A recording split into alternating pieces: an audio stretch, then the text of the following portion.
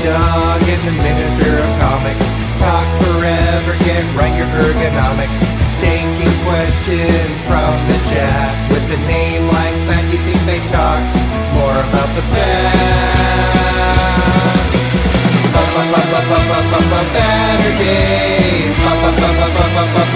Baturdays, Baturdays, Baturdays in the BatCave.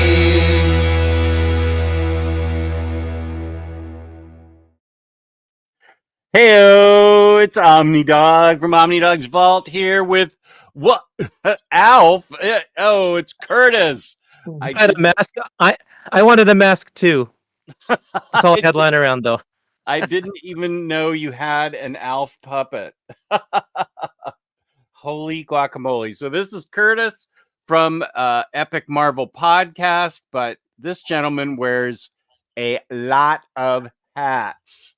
And we will be talking about all those hats tonight. That's right, Joey. Baturdays. And it was a great theme song, by the way. Great theme song. Thank you. That was written by Nate Burkholz from Redcoat Turncoat. Wonderful. He's written all my songs. I paid for that song. That's why I keep playing it, even though the Minister of Comics isn't with the show anymore. He's going to be on next month to talk about Batman the Animated Series, but I paid Dosh for that, so I keep playing it. That's great. Here's Lars. Yeah, third live stream today, and I'm still awake. Yeah, I was on very fine condition this morning, Gary, and then I was with Tracy the Realtor taste testing Halloween cereal, although she only tested a couple of them. She wasn't into it as much as my wife was last year. And not my nephew, but named like my nephew Ryan Bragg. How's it going? And let's see. Yeah, you saw Alf, Sazmurph, Matt. And here is Harvey Picar's ghost. Good job. Good guy seeing you. Tracy seemed very taken with you, Harvey. She thinks you're a genuinely nice guy, and I had to tell her the truth about you, that's not really true, but just the true Iron Man of comics. That's nice of you. Yes, Alf Omar would be proud. Phil, nice to see you. Spiral Storm, catching my first live stream. Yeah, we just met on Very Fine Condition this morning. Thank you for tuning in. Sunny from Scotland.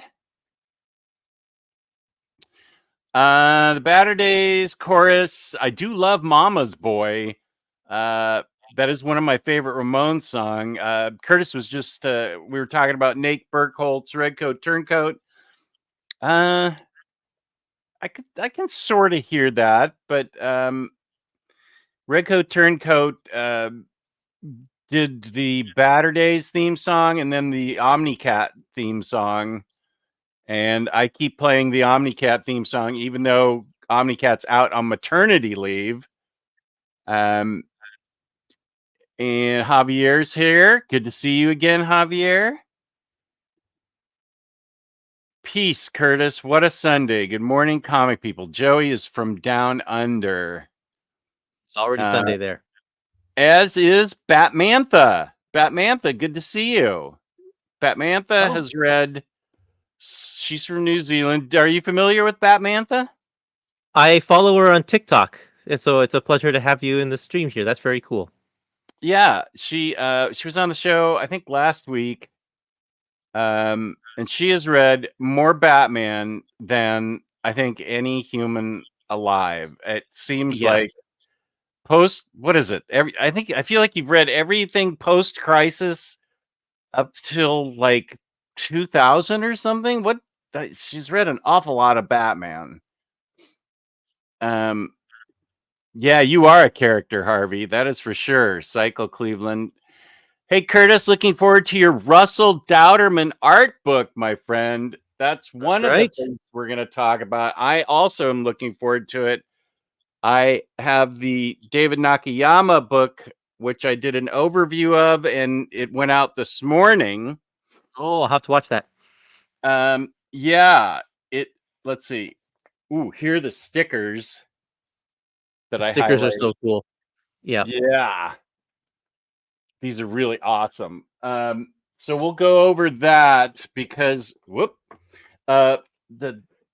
Russell Dowderman book is something that I also did, but I want to first off say that you did okay. So you wear a lot of hats. What is the hat you wear with Clover Press? Well, Clover Press is a very small publishing company, so there's only a handful of people that work there, and so everybody kind of does everything.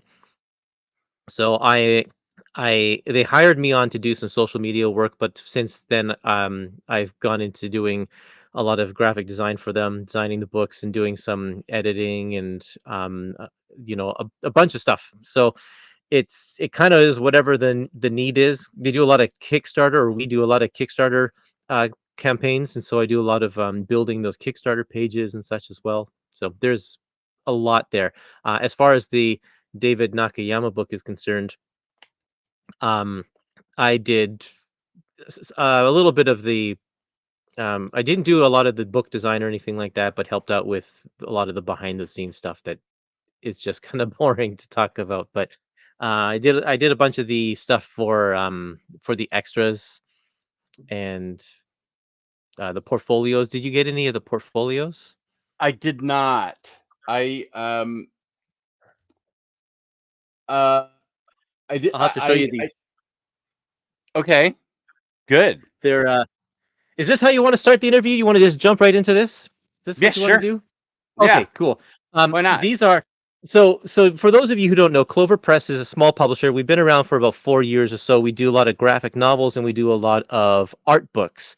And we recently got a license deal with Marvel to do big, high quality coffee table art books that feature some of their current artists.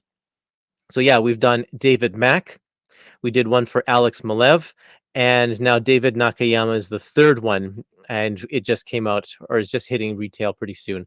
And then after that is Russell Dodderman, Michael Turner. Those are already in the works, and we're going to be launching our Michael Allred Kickstarter coming up next week, I think. But anyway, in addition to the art books, we also are able to do some portfolio pieces as well. And these are 11 by 17 prints. There's 12 of them in here. And they're just really high quality, durable cardstock of David Nakayama. He personally picked these pictures that he wanted in his portfolio, and they're all suitable for framing, and they're really really nice. He's such a fantastic artist. He lives out in Hawaii, and he's just laid back and such a cool dude. And he's done a lot of these color bleed. He calls them color bleed drawings, where the Yeah. background color blends right into the main color of the people's costumes. And he's just fantastic. So if you these portfolios are for sale through Diamond as well, for those of you who didn't even know about the Kickstarter, um, the portfolio and the art book. But just got a super duper exclusive Kickstarter edition of the book, because he's got a dust jacket and a slipcase. So there you go. Yeah. Oh, and yeah, there's also one for House of X, Powers of X. I didn't take that one out of the sleeve, but can you Oh, imagine okay. framing that and putting that on your wall? That'd be pretty cool. I have some of those already framed. I think I have a Psylocke and the Emma Frost one signed by him and framed. Oh, nice. He's definitely one of my favorite artists. He's such a nice guy. Yeah, really is. I met him at Heroes Con last year and had him. I bought a bunch of things and had him sign a bunch of things. So here's if you go to my wait, is James here? James, have you already linked my overview? Okay, wait. Here's Coming Soon by Clover Press, the Marvel art of Michael Allred, which I will definitely be. I know that I was specifically targeted for that one, so I have to do that. Jess, thanks for the David Nakayama review earlier. The art was amazing. Kurtis, your interview with him was great a while back too. Awesome. That's right. Yeah, you can find that on the Um, Clover Press YouTube channel. Here it is. Thank you, James. Barely out of my mouth, and James there is it is. on it. Yeah. The overview is so I do have what Kurtis was talking about with the slipcase, which is awesome. And I also have the dust jacket, which is awesome also. And yeah, when I met him last year at Heroes, I and then I framed some of the books, and and I also got like red deckled edges. Yeah, gilded edges. Gilded. There it is. Gilded. Thank you. That's the word I was looking for. So I was hauling around all these books I wanted signed in a suitcase, like a small rolling suitcase. And right when I was talking to David Nakayama and stuff, and I can't remember who the artist was right next to him, but it was somebody also similarly famous as David Nakayama, and he was working on something with a glass of water there, and my suitcase just opens up and spills all over the floor of all my books. And it kind of knocked the table, and I'm like, it was all in slow motion, and I thought, oh no, that water glass is gonna spill, but it didn't, fortunately. But he remembered it, and I when I on Instagram, I regularly show some of the things that I bought from him and say these are now framed, and he's always very gracious about it. And I said, by the way, I'm the guy that whose suitcase almost knocked over your whole display. And he's like, oh yeah, right, I remember that. So Oh wow. so I've gotten I'm gonna get like a little like a thing on wheels, but it's not a suitcase. It's more like a cart, like a radio flyer wagon or something. It's going to be a lot better for me to pull stuff around on the floors of conventions. But as long as they're not too packed, those could be pretty cumbersome if it's a very crowded con. Yeah, but Heroes is really, I don't know if you've ever been there. Heroes in the North Carolina. I was very impressed with it because Saturday was just had way more people than Friday, but the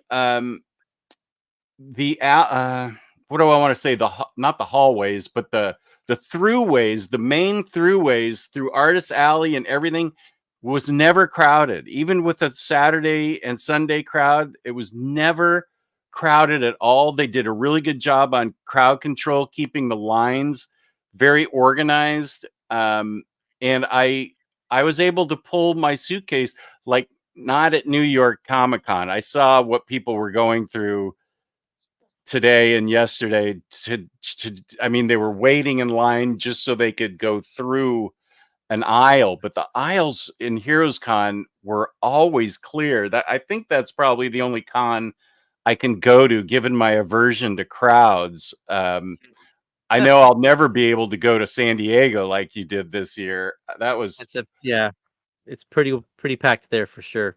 Yeah. And did you go there for Clover Press? Clover Press. Yeah, exactly. We had a booth there, and we had all our books for sale, and that was a really cool event. Because it was just before we had our stock for the first two Marvel art books. And so we had some display copies for people to see and flip through, but we hadn't like shipped them to the backers yet, so we couldn't just have them out in force. But we had brought um an early advanced copy of the David Nakayama book because David was at the con as well, Mm. and we got to show it to him in person. Like he got to see it and hold it in his hand for the first time, right there in the con. It was great to see the look on his face. Oh He's yeah. so happy. He was so happy to see it. It's just something to be proud of for sure. Yeah, stuff like this is I think this is the color bleed type stuff. Yes, exactly. Yeah, yeah, Yeah. yeah. When the background color just kind of blends in with the costume. He did a Yeah. lot of those covers. These are Yeah, beautiful. exactly. And then he did a lot of the Hellfire stuff. Now, did he design these Hellfire outfits, or were they designed by somebody and he just brought them to life? A lot of them were designed by Russell Dodderman. Okay. Like that the Jean Grey especially, I know for sure was a Russell Dodderman one. I don't think he did all of them, but he did quite a number of those This designs. one. Okay. Yeah, that Jean Grey costume is definitely Russell's. Okay. And so he just brought them to life. Yeah, David Nakayama did. yeah, that's right. Yeah, here's some color bleed. Gosh, I love this stuff. I just love his art, and I love the whole concept of this stuff. I'm more of a cheesecake guy, so I'm not going to be getting Cyclops and framing him, but I'm feeling that X-23 right there. That's really That's cool. right. Yeah. And of course, this magic one definitely is framed and up on my wall. There you go. Well, and I wanted to highlight because there we have two portfolios, and one of them is X-Men related, and this one's kind of just all Marvel heroes. But there's a really good. I think you because I know Ooh, you're a Spider-Gwen fan as well. yes. So there's that picture, but then there's also where did it go?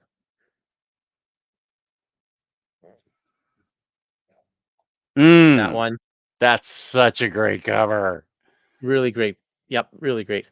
And yeah, I mean, yeah, you said cheesecake, and that's that's the right word for it. He does such amazing, just really beautiful women here. This one is really great too. Oh yeah, that's a great one. I have that.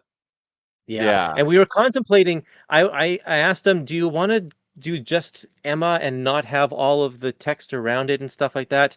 Um, and he was like, "No, I've done the composition so that it looks like the magazine cover, and he wanted to make sure that the magazine cover is there." But I convinced him to take off. There was a big logo for a AVE, what a Judgment Day X-Men AXE, versus AXE. Eternals. Yeah, yeah, yeah. It was a big logo down the bottom that didn't it was just there because of the comic book cover.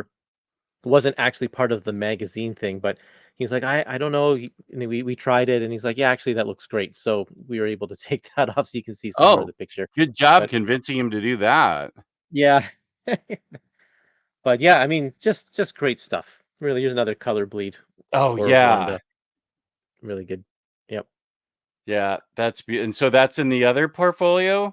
That's in the other portfolio, yeah. So there's an X-Men specific portfolio and then one with just other Marvel characters, the Marvel Universe portfolio. And so it has let me see here. There's also this one of Shuri Oh, I don't think I've seen that and before. yeah, really nice. And there's one of the Hulk as well. Where did that one go? Oh, here's a Spider-Man. Nice. So yeah, Oh, that they're all super good. This is the PS4 Spider-Man, I think, with the white logo. right. Yeah, I recognize that. But yeah, so we're doing Russell did individual prints rather than portfolio set with his Kickstarter. That's what he wanted to do. And then but for Michael Allred, we're going to do some more of these portfolios. So I've been um getting those ready for the launch and yeah, James put the link in the chat so you can go and sign up for when we launch, which will probably be sometime this coming week, maybe Tuesday or Wednesday. And what's yeah, that? Michael Allred, he's just great. He did yeah, there's a link. Of course, he did a great run on Silver Surfer, which I know you're a fan of, Yes, and Ecstatics, which I've been rereading because of this project, and it's just such a weird, fun book. It's I really love that great. book. And then also he had a run on FF, but not Fantastic Four, Future Foundation, Right. with a really odd cast of characters there, but um, just it's just so quirky. I love his style. He's got this retro pop art style, and his wife colors all of his work, and they're such a great duo, both of them. And so, yeah, excited about that. And I get to design a set of trading cards of Michael Allred trading cards, because that was one of the rewards that we're going to do. So we're doing a 36 card set of Michael Allred cards that will feature heavily those three books that I just mentioned, the characters in there, and some other stuff. So that's Nice. pretty You get cool. to design those. Yeah, it's been really neat to just see what gets thrown at my plate, and so I don't know if you know Hank Cannells at all. He was a big guy at DC for a while, and is now the publisher for Clover Press, Mm. and he's great. I really like working with him, and he gives me lots of opportunity to try out new things. So it's like he was like, "Hey, why don't you try designing some trading cards?" I'm like, "Yeah, that'd be awesome. I would love to do that." That's great. I have some So and he's trading cards from Mike Allred from a Kickstarter, I don't know, years ago, but I'm excited to see these new ones that you'll be designing. Yeah. Well, the some of them have been shown off already. Let's see. Am I allowed to share my screen on here? Uh, let's I see. think How I have can the I ability to do that. ki- can you? I don't Uh, know about that. If you want to I'm gonna try. I'm gonna push the button here. Present, okay, share let's see if it screen. works. Let's see if it works. Okay. Oh, And now you have to add that from StreamYard. There you go. So nice. this is we got a little write up on Bleeding Cool uh with these trading cards. So here's kind of the design, and that's the checklist. And then there's going to be one section for ecstatics, and they all have a kind of a yellow There's border. Goop. Thank you. Yes, of course. And Nice. then the future foundation ones will have a red border, Mm, and then the silver surfer ones will have a blue border. So I'm mainly pulling the art from the covers that he did. Some of them, like Don Greenwood, um, isn't a feature character on any of the covers, so I got some interior art for that one, and then then all the like same with Ant-Man, that's an interior art page. But mhm.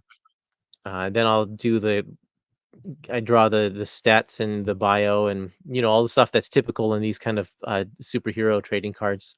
So Yeah. it's a fun project to try and put this kind of thing together, and of course it has to go through the Marvel approval, um and make sure that it's okay on their end as well. But the whole process is quite fascinating. It's interesting to be a part of it. Yeah, I haven't I generally don't do interviews. The Minister of Comics and I did a lot of interviews during the pandemic, and I felt like I had all I had to say to people. I just felt like guys like Domovex and maybe Jake from Brave and the Boys, they were a little doing a better job than I would by myself. But the last interview I did was with Mike Allred in January, and he is fascinating. That Yeah. guy is just remarkably interesting and creative. And I he was in no hurry to end the interview. We talked for like 3 hours. The only reason I think we were had to wrap it up is because Laura was making dinner in the background, and he was like, time for him to go to dinner.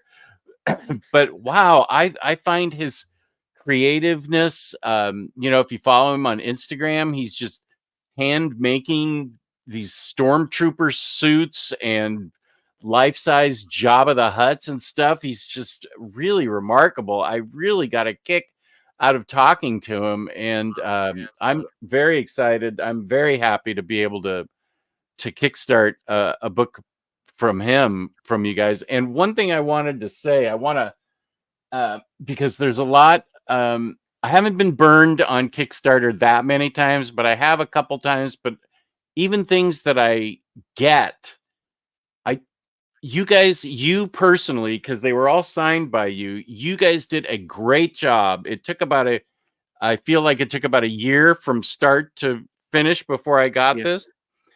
You did a great job of keeping everybody updated every step of the way. I never felt like my money was threatened. I felt like you guys kept me informed. I was never worried. I knew that everything was on the up and up because you did such a great job communicating. There's a lot of people that could learn from the way you handled this whole year. And I know you're doing the same thing with Russell Dowderman too, and you'll do the same with Mike Allred. But usually there's some level of anxiety I get with Kickstarter at some point. I never felt that way with Clover Press. You did a really good job. Thanks, Jess. I appreciate that. And because that's always on the top of our mind is like, as soon as we come up against a delay, it's like, oh man, they're going to eat us alive in the comments on Kickstarter or whatever. And we're going to get all these emails. And so, we got to get out front of that right away and make sure people know what's going on. Transparency is so important on Kickstarter, and keeping people updated is the way to do it. We're learning a lot. We've done a bunch of Kickstarters now. I personally have been involved in like maybe a dozen, and they've been doing them for a few years, even before I joined the team. And these Marvel books are so different just because we're working with such a high profile licensor, and that just adds so many layers of, I don't want to say it's not delays. It's just the process. It's just the process. Every single step is approved, and then we bring it back. They give it back to us, and we have our changes. We have to hand it back to them, and they maybe will have another change. And in between that, we're also doing that with the artist. So it's like we do something, get approval from the artist. Now we have to get approval from Marvel, and Marvel comes back with their notes. The artist comes back with their notes. All of this kind of stuff. It just took way longer. So yeah, the all of these Marvel ones, we've had to push out our timeline a little bit to compensate, because now we know a little bit more about how the process works. We also know what Marvel expects, so we can anticipate a lot of that stuff now. So like this Kickstarter that we did for Michael Allred, before we launch, we have to get it approved, like the whole page approved by Marvel as well. And they came back with no notes this time, because it's like, okay, we know what they're looking for, and we know what things they'll flag and that kind of stuff. So it's really good. So it's not the creator owned stuff, it's the Marvel stuff of Mike Allred. It's Marvel only. So it's not any of his, it's not Madman or anything like that. Yeah. Okay. And he has a surprising amount of Marvel. I mean, just with Ecstatics alone, that's a 1,400 page book practically. So there's plenty to pull from there. Exactly. And then he did those 2 like 16 issue runs of Silver Surfer, and Fantastic Four, or Future Foundation was probably 16 issues as well. And he's done a ton of variant covers. And we also get to include Marvel related commission work as well. So there's no commission art in the David Nakayama book, but this one we got approval from both Mike and Marvel to include some commission pieces that haven't been published before. So that's really cool. That's a nice bonus. Yeah, and there's some really great stuff in there in the commission folder. Yeah. Yeah, I think that if I had my top 3 the top 3 people, if I had the dosh that I could commission something from, it would be David Nakayama, Mike Allred, and probably Adam Hughes. Those would be my top 3.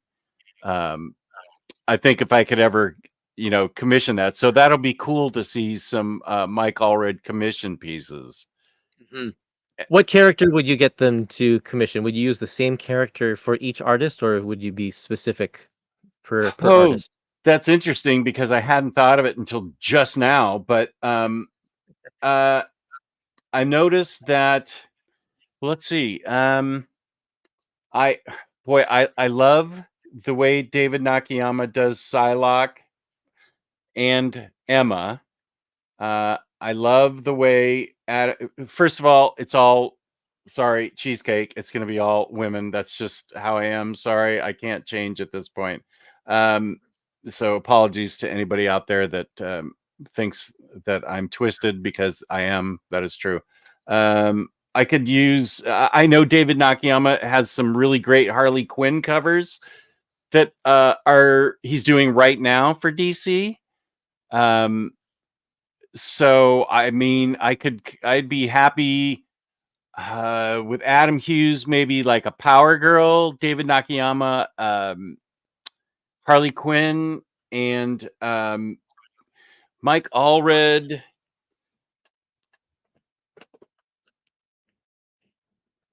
I don't really think of him as cheesecakey. Maybe I'd say Silver Surfer. I think that would be a good choice for sure. Yeah, he's so yeah, I don't I mean, necessarily. he is cheesecake, but it's a different kind of cheesecake. Yeah. Yeah. I'd have to.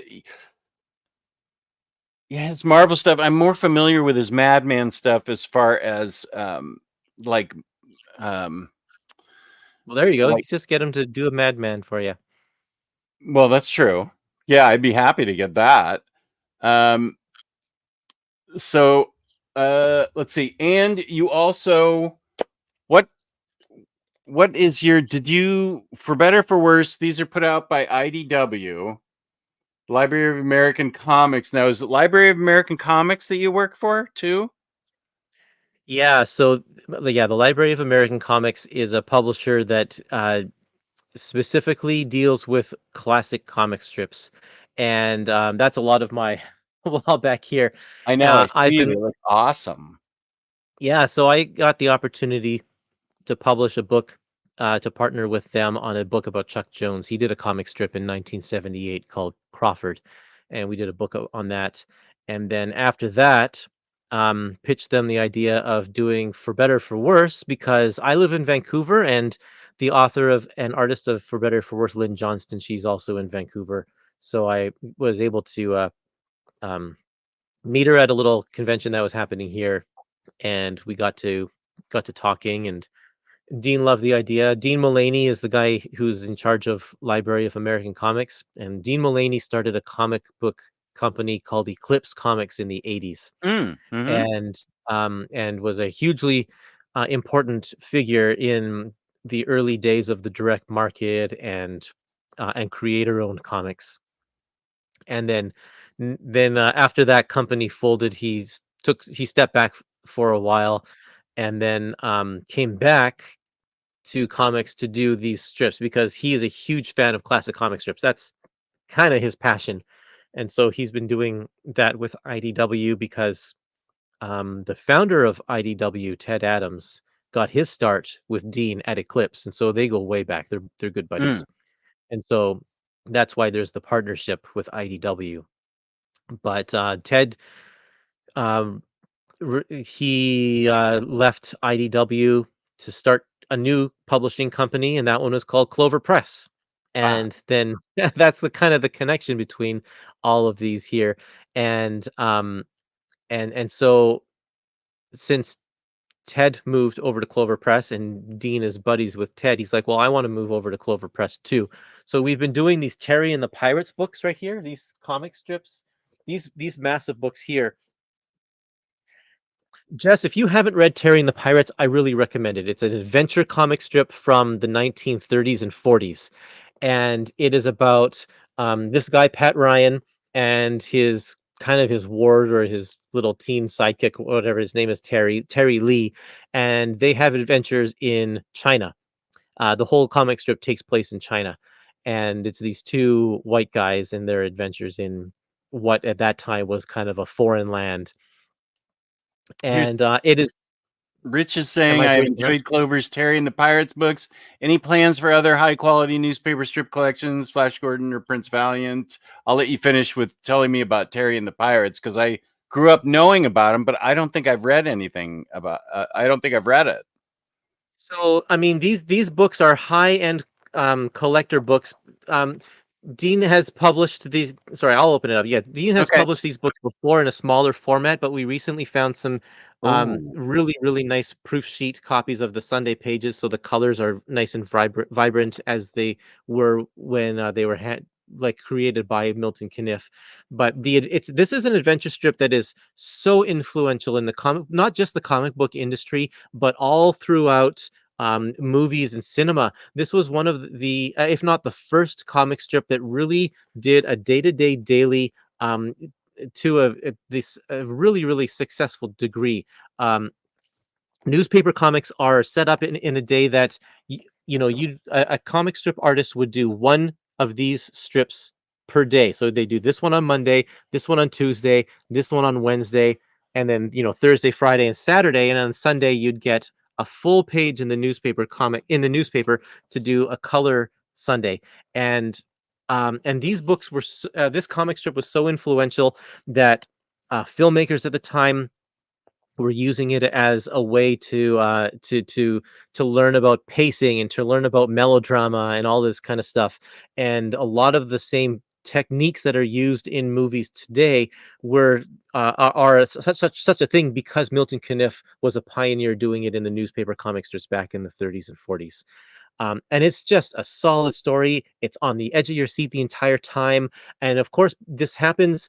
It starts in 1934, but once we get to 1941 and the World War II starts, Terry Lee joins the Air Force, and the whole strip takes a little bit of a left turn and becomes this war story. And it is just great. It ran for 12 years until Milton Caniff left to do something else, and another artist took it up. But those 12 years that Milton Caniff did are some of the best comics that I've ever read, and I've read a lot of comics. They're really good. Now, these books, of course, they're for collectors, so they're high end. They're pretty expensive, and it's not for everyone. There are some smaller editions that we did a number of years back, but this is the current printing right now, and if you can spring for it, it's well worth it. That's for sure. Well, I see that you have something that really appeals to me, and that is the spines all go together to make an image there. They all, yeah, that looks gorgeous. There are 12 volumes. There are 13 volumes in the series, and this is only the first 9. The next 3 are going to be coming out throughout 2025. And then we'll have wrapped up the series, and they'll all be in these large format books, which is really awesome. And so, okay, so your listener was asking about other stuff that Clover Press is doing in terms of strips. Specifically asked about Flash Gordon and Prince Valiant. We can't do those because the comic rights are with other companies. Fantagraphics is currently doing Prince Valiant, and they're doing a fantastic job of these hardback Prince Valiant books that are kind of almost the same size as those Terrys. And I think they've done like 30 plus volumes of them or something like that. And then Flash Gordon, the license for that one is now with a fairly new company called BatCave Studios, Oh, okay. and they are uh, associated with, I think, Paper Cuts, which is the Jim Saccarelli publishing house. I think I can't remember, but they they're doing Flash Gordon reprints now. They've already released the first volume of, I think, 3 of the Alex Raymond stuff. And they're also doing some modern Dick Tracy comics and some modern um modern Flash Gordon and yeah, that kind of stuff as well. As far as Clover Press is concerned, we don't after we finish this up, we're going to be launching a new series that I don't know if I'm allowed to talk about, but it has to do with a detective that wears yellow. It's people have been asking Library of American Comics to reprint older volumes all the time because we did 29 volumes of the original Chester Gold Dick Tracy in hardcovers that are the same size as these, like the For Better For Worse books, and um and a lot of them are out of print because that was like 10, 15 years ago, some of them, Hmm. and people are saying, can we please get reprints of the other ones? And while we can't do the reprints of the hardcovers, um just because those are IDW books, we can do some soft covers. So we're going to be starting that up pretty soon as well. And we haven't made a formal announcement about that, about the timing or anything like that, but it's in the works, and we're working behind the scenes on that. So that's pretty exciting. We're going to be doing some soft cover editions of some of our other series as well, that are even more in the future. So I don't think I can talk about them at all. But there is some stuff. As far as new stuff is concerned, we don't have any plans to reprint stuff that hasn't been reprinted already. Um, it's Clover is very careful about picking and choosing products that, of course, will keep them afloat. And some of Mm. those really obscure strips just don't they don't sell in the numbers that Yeah. that publishers are wanting to take a risk like that. And I think what's interesting is that I remember the change started to happen in the 70s, but I remember in the 60s and previous to that, you were talking about Terry and the Pirates and how it would finish with a um, with a Sunday strip. And back then, in like the 30s and 40s, Terry and the Pirates would get an entire page.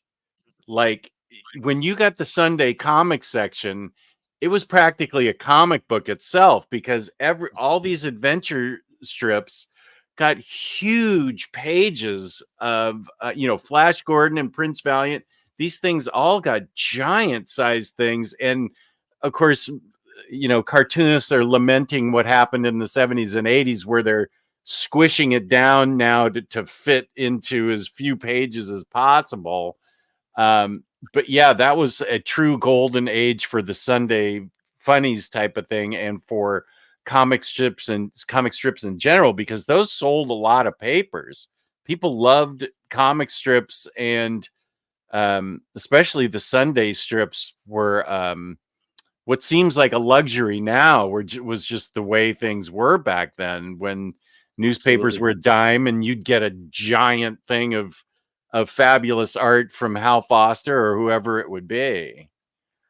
And you can think about that. It's like if the paper has a circulation of 1 million readers, you can say that as a comic artist, you can say that for yourself. It's like I have a circulation of 100 of 1 million readers. Like that's a pretty good brag.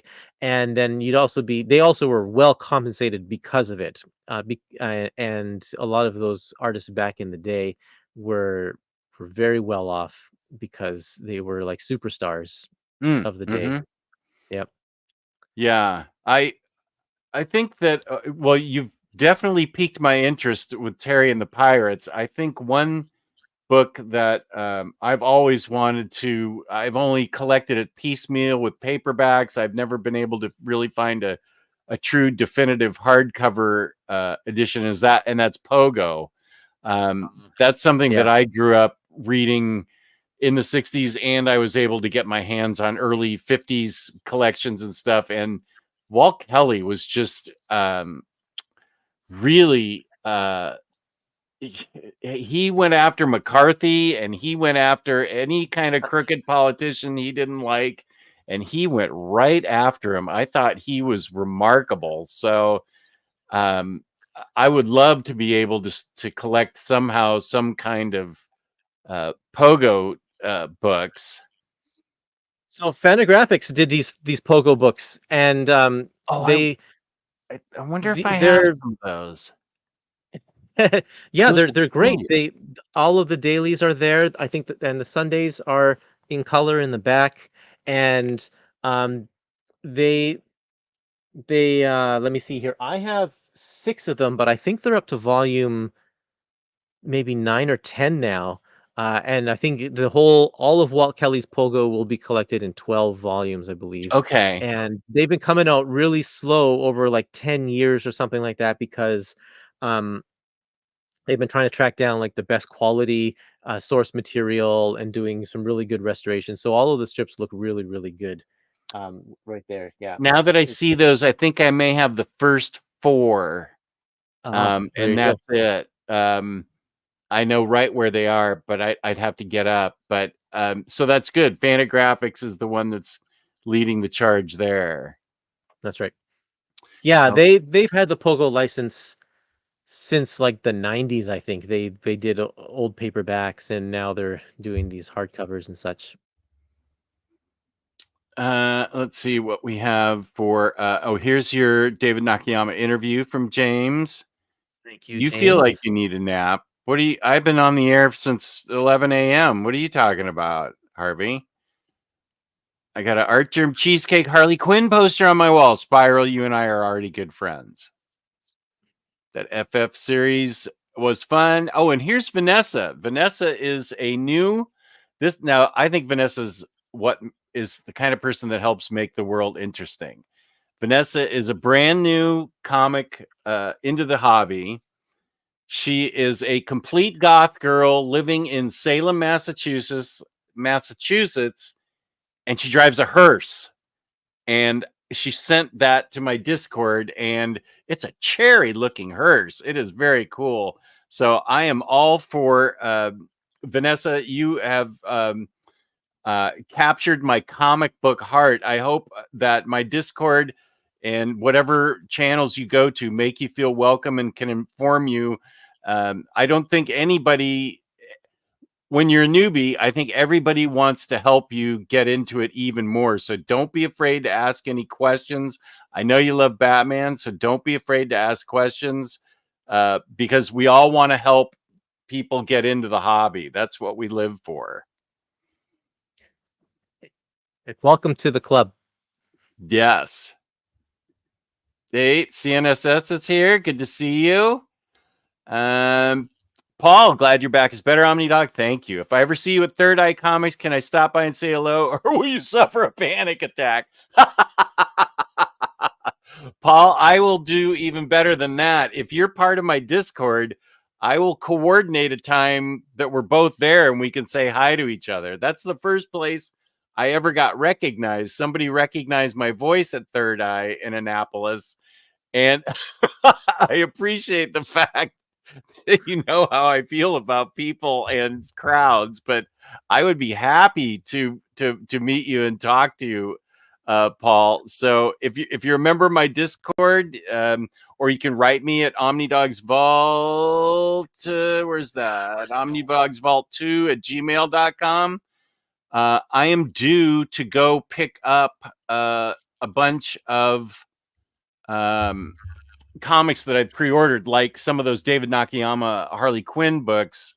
So yeah, I'd be happy to meet you and talk to you. That's a panic attack. That's hilarious.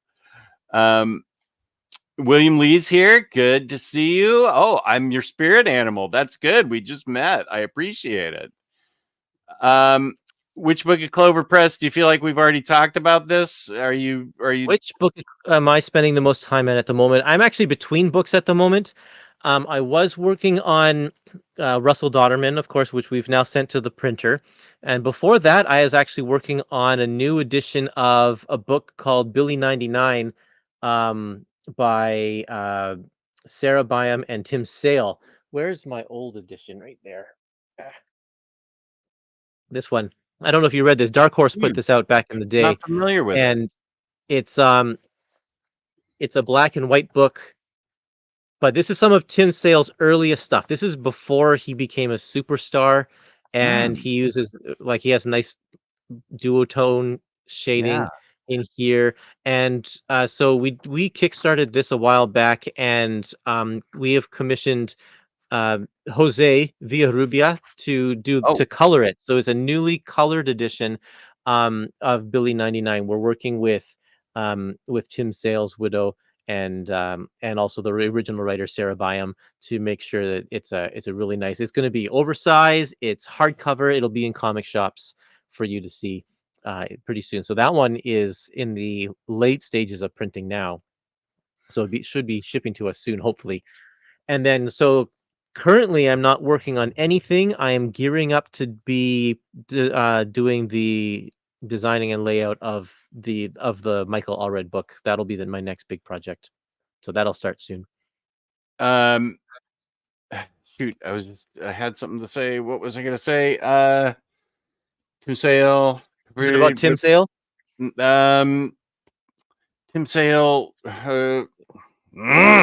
Was it the? I was talking about this being a new full color edition. We got it colored by Jose Villarrubia. That's what it was. He's who I want to restore the Batman by Neil Adams omnibus to the original everything. I think he offered to DC to do it, and then they canceled it. And so I hope they put him in charge of restoring it to the original colors and original inks. That would be. He certainly knows what he's talking about. He's a fantastic colorist and has a passion for making things to as accurate to the original colors as they possibly can. So that would be a good choice. Yeah, I would love that.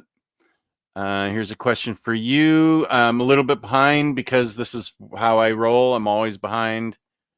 Kurtis, do you read, collect Dick Tracy? As a kid, I used to love the Sunday comics. Dick Tracy was my intro into comics. Since I was working with Library of American Comics and they were publishing those books, I have read a lot of Dick Tracy. Now, I can't say I've read all 29 volumes because it's just a lot. That's like, I don't know, so many years of comics, 40 years of Dick Tracy. But yeah, it's great. Another really fantastic adventure strip. It's not realistic like Terry and the Pirates. It's definitely way more over the top with like a lot of noir kind of features there, and just the zany, quirky villains are in there, and it's a lot of fun. Really good strip. It has its ebbs and flows. Not Harold Gray. Chester Gould is not at the top of his game through the entire run, but I love the stuff through the 40s, especially. That's kind of my favorite era of Dick Tracy. I think that you were right about how well compensated they were and how well thought of they were, to the point where it's a famous story how whenever Chester Gould offed a villain, he would build a tombstone for him in his backyard, and he had a cemetery for all these villains that he ended up having Dick Tracy off. And that's the kind of eccentricity you could get away with back then, which I love. Man, he must have like so many. He must have had so many tombstones in his backyard because he always was killing people off all the time. I picked up Dick Tracy Sasmer. Picked up 1 through 6 reprints recently. Love them. That's right. Yeah. Where would I order if I had the Dosh? Where would I go to order the Terry and the Pirates books? Well, you can get them from your local comic shop.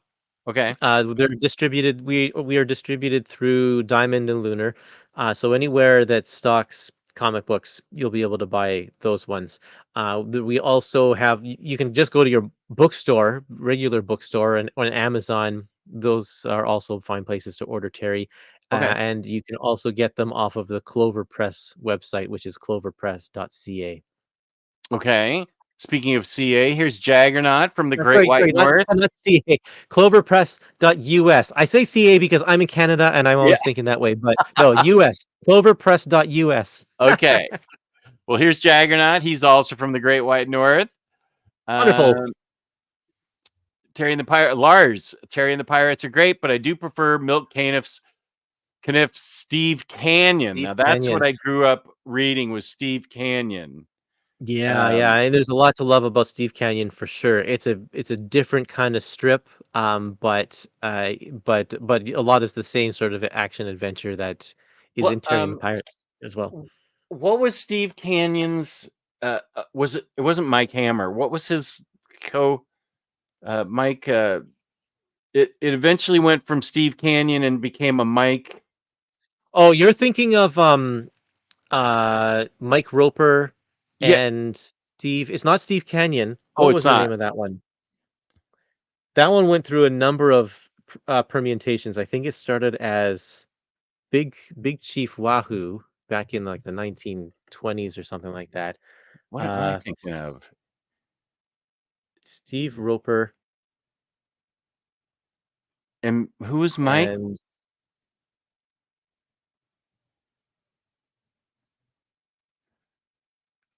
yes, I can't remember now.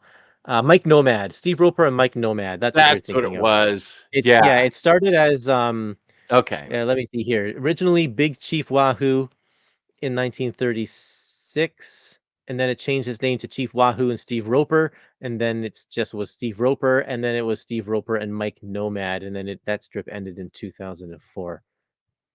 That's right. Yeah. I remember That's Mike that's Nomad. not Steve Canyon. Okay. It was Steve Roper. Okay, good. I Yeah. remember I enjoyed reading that, but I also remember that in the 80s, it was woefully subtly racist. Well, Like weren't they all? like Mike Nomad in the published strip, he'd say, "Well, isn't it time for us to go to Honolulu?" And I'm like, "What is Oh, is yeah. that okay for him to say?" And I would ask my dad. This was in the early '80s. Dad, is this what's he thinking here? And he goes, "I don't know." Honolulu, what's happening here? Yeah, well, that was the kind of thing is it's people knew it was not okay, and that's what made it funny, so people would just laugh it off, and with no regard to, the actual culture that they are insulting or hurting. And Right. that's just how it was. And so yeah, I mean, Terry the Pirates, of course, because it takes place in China, there's actually a lot of that. There's Mm, if you are very sensitive to racist material, that is something to be to watch out for. You have to know the context of the era that is being written to kind of to get by that. It's the 1930s, yeah. and it's the whole yellow scare, Fu Manchu kind of stuff. It pops up, especially in the earlier volumes. Once Hmm. they get to the 1940s, a lot of that is gone. But then World War II comes in, and a lot of the racism around and villainizing Japanese Oh yeah. pops up in that strip as well. So it's good to sort of have a warning out there about that. Yep, That's what that's you're true. gonna that's what you're gonna be seeing. Yep. Gary asked Curtis, do you know who has the rights to reprint Popeye Thimble Theater? The rights for Popeye have been held by Fantagraphics since like the 1980s. They have been constantly reprinting new editions of Popeye, and they are right now doing a new version of the Sunday strips. And I think they're probably on the third or fourth volume of that now, of just Popeye Color Sundays. Thimble Theater. And the trademark for Popeye is still held by King Features Syndicate, the Mm, newspaper syndicate, and that's so they do have to have a deal with them. Thimble Theater, the stuff because so if you don't know, the comic strip was called Thimble Theater for like 10 years or something and the main character was Olive Oil and her brother, or her boyfriend Ham Gravy. And then one day they decided to take a boat trip and they hired a sailor. His name was Popeye. And that sailor became so popular that he eventually took over the strip and it wasn't called Thimble Theater anymore, it was called Popeye.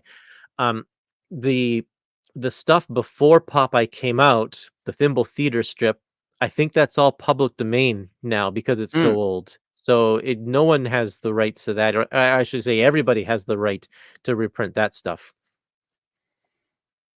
okay. But you just can't call it Popeye because you'd be infringing on trademark. Okay. Planet 628, good to see you. Do the Terry Warriors start in a specific volume?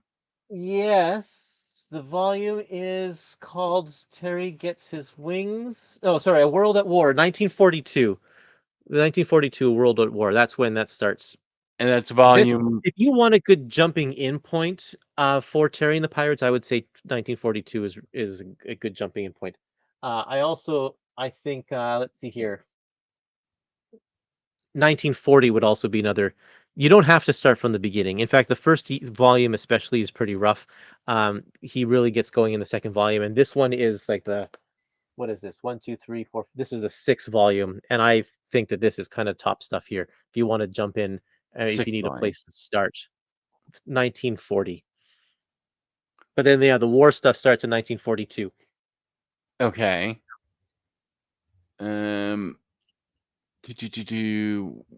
What new Dick Tracy soft covers? Cool. One underrated newspaper strip would be Frank Robbins' Johnny Hazard.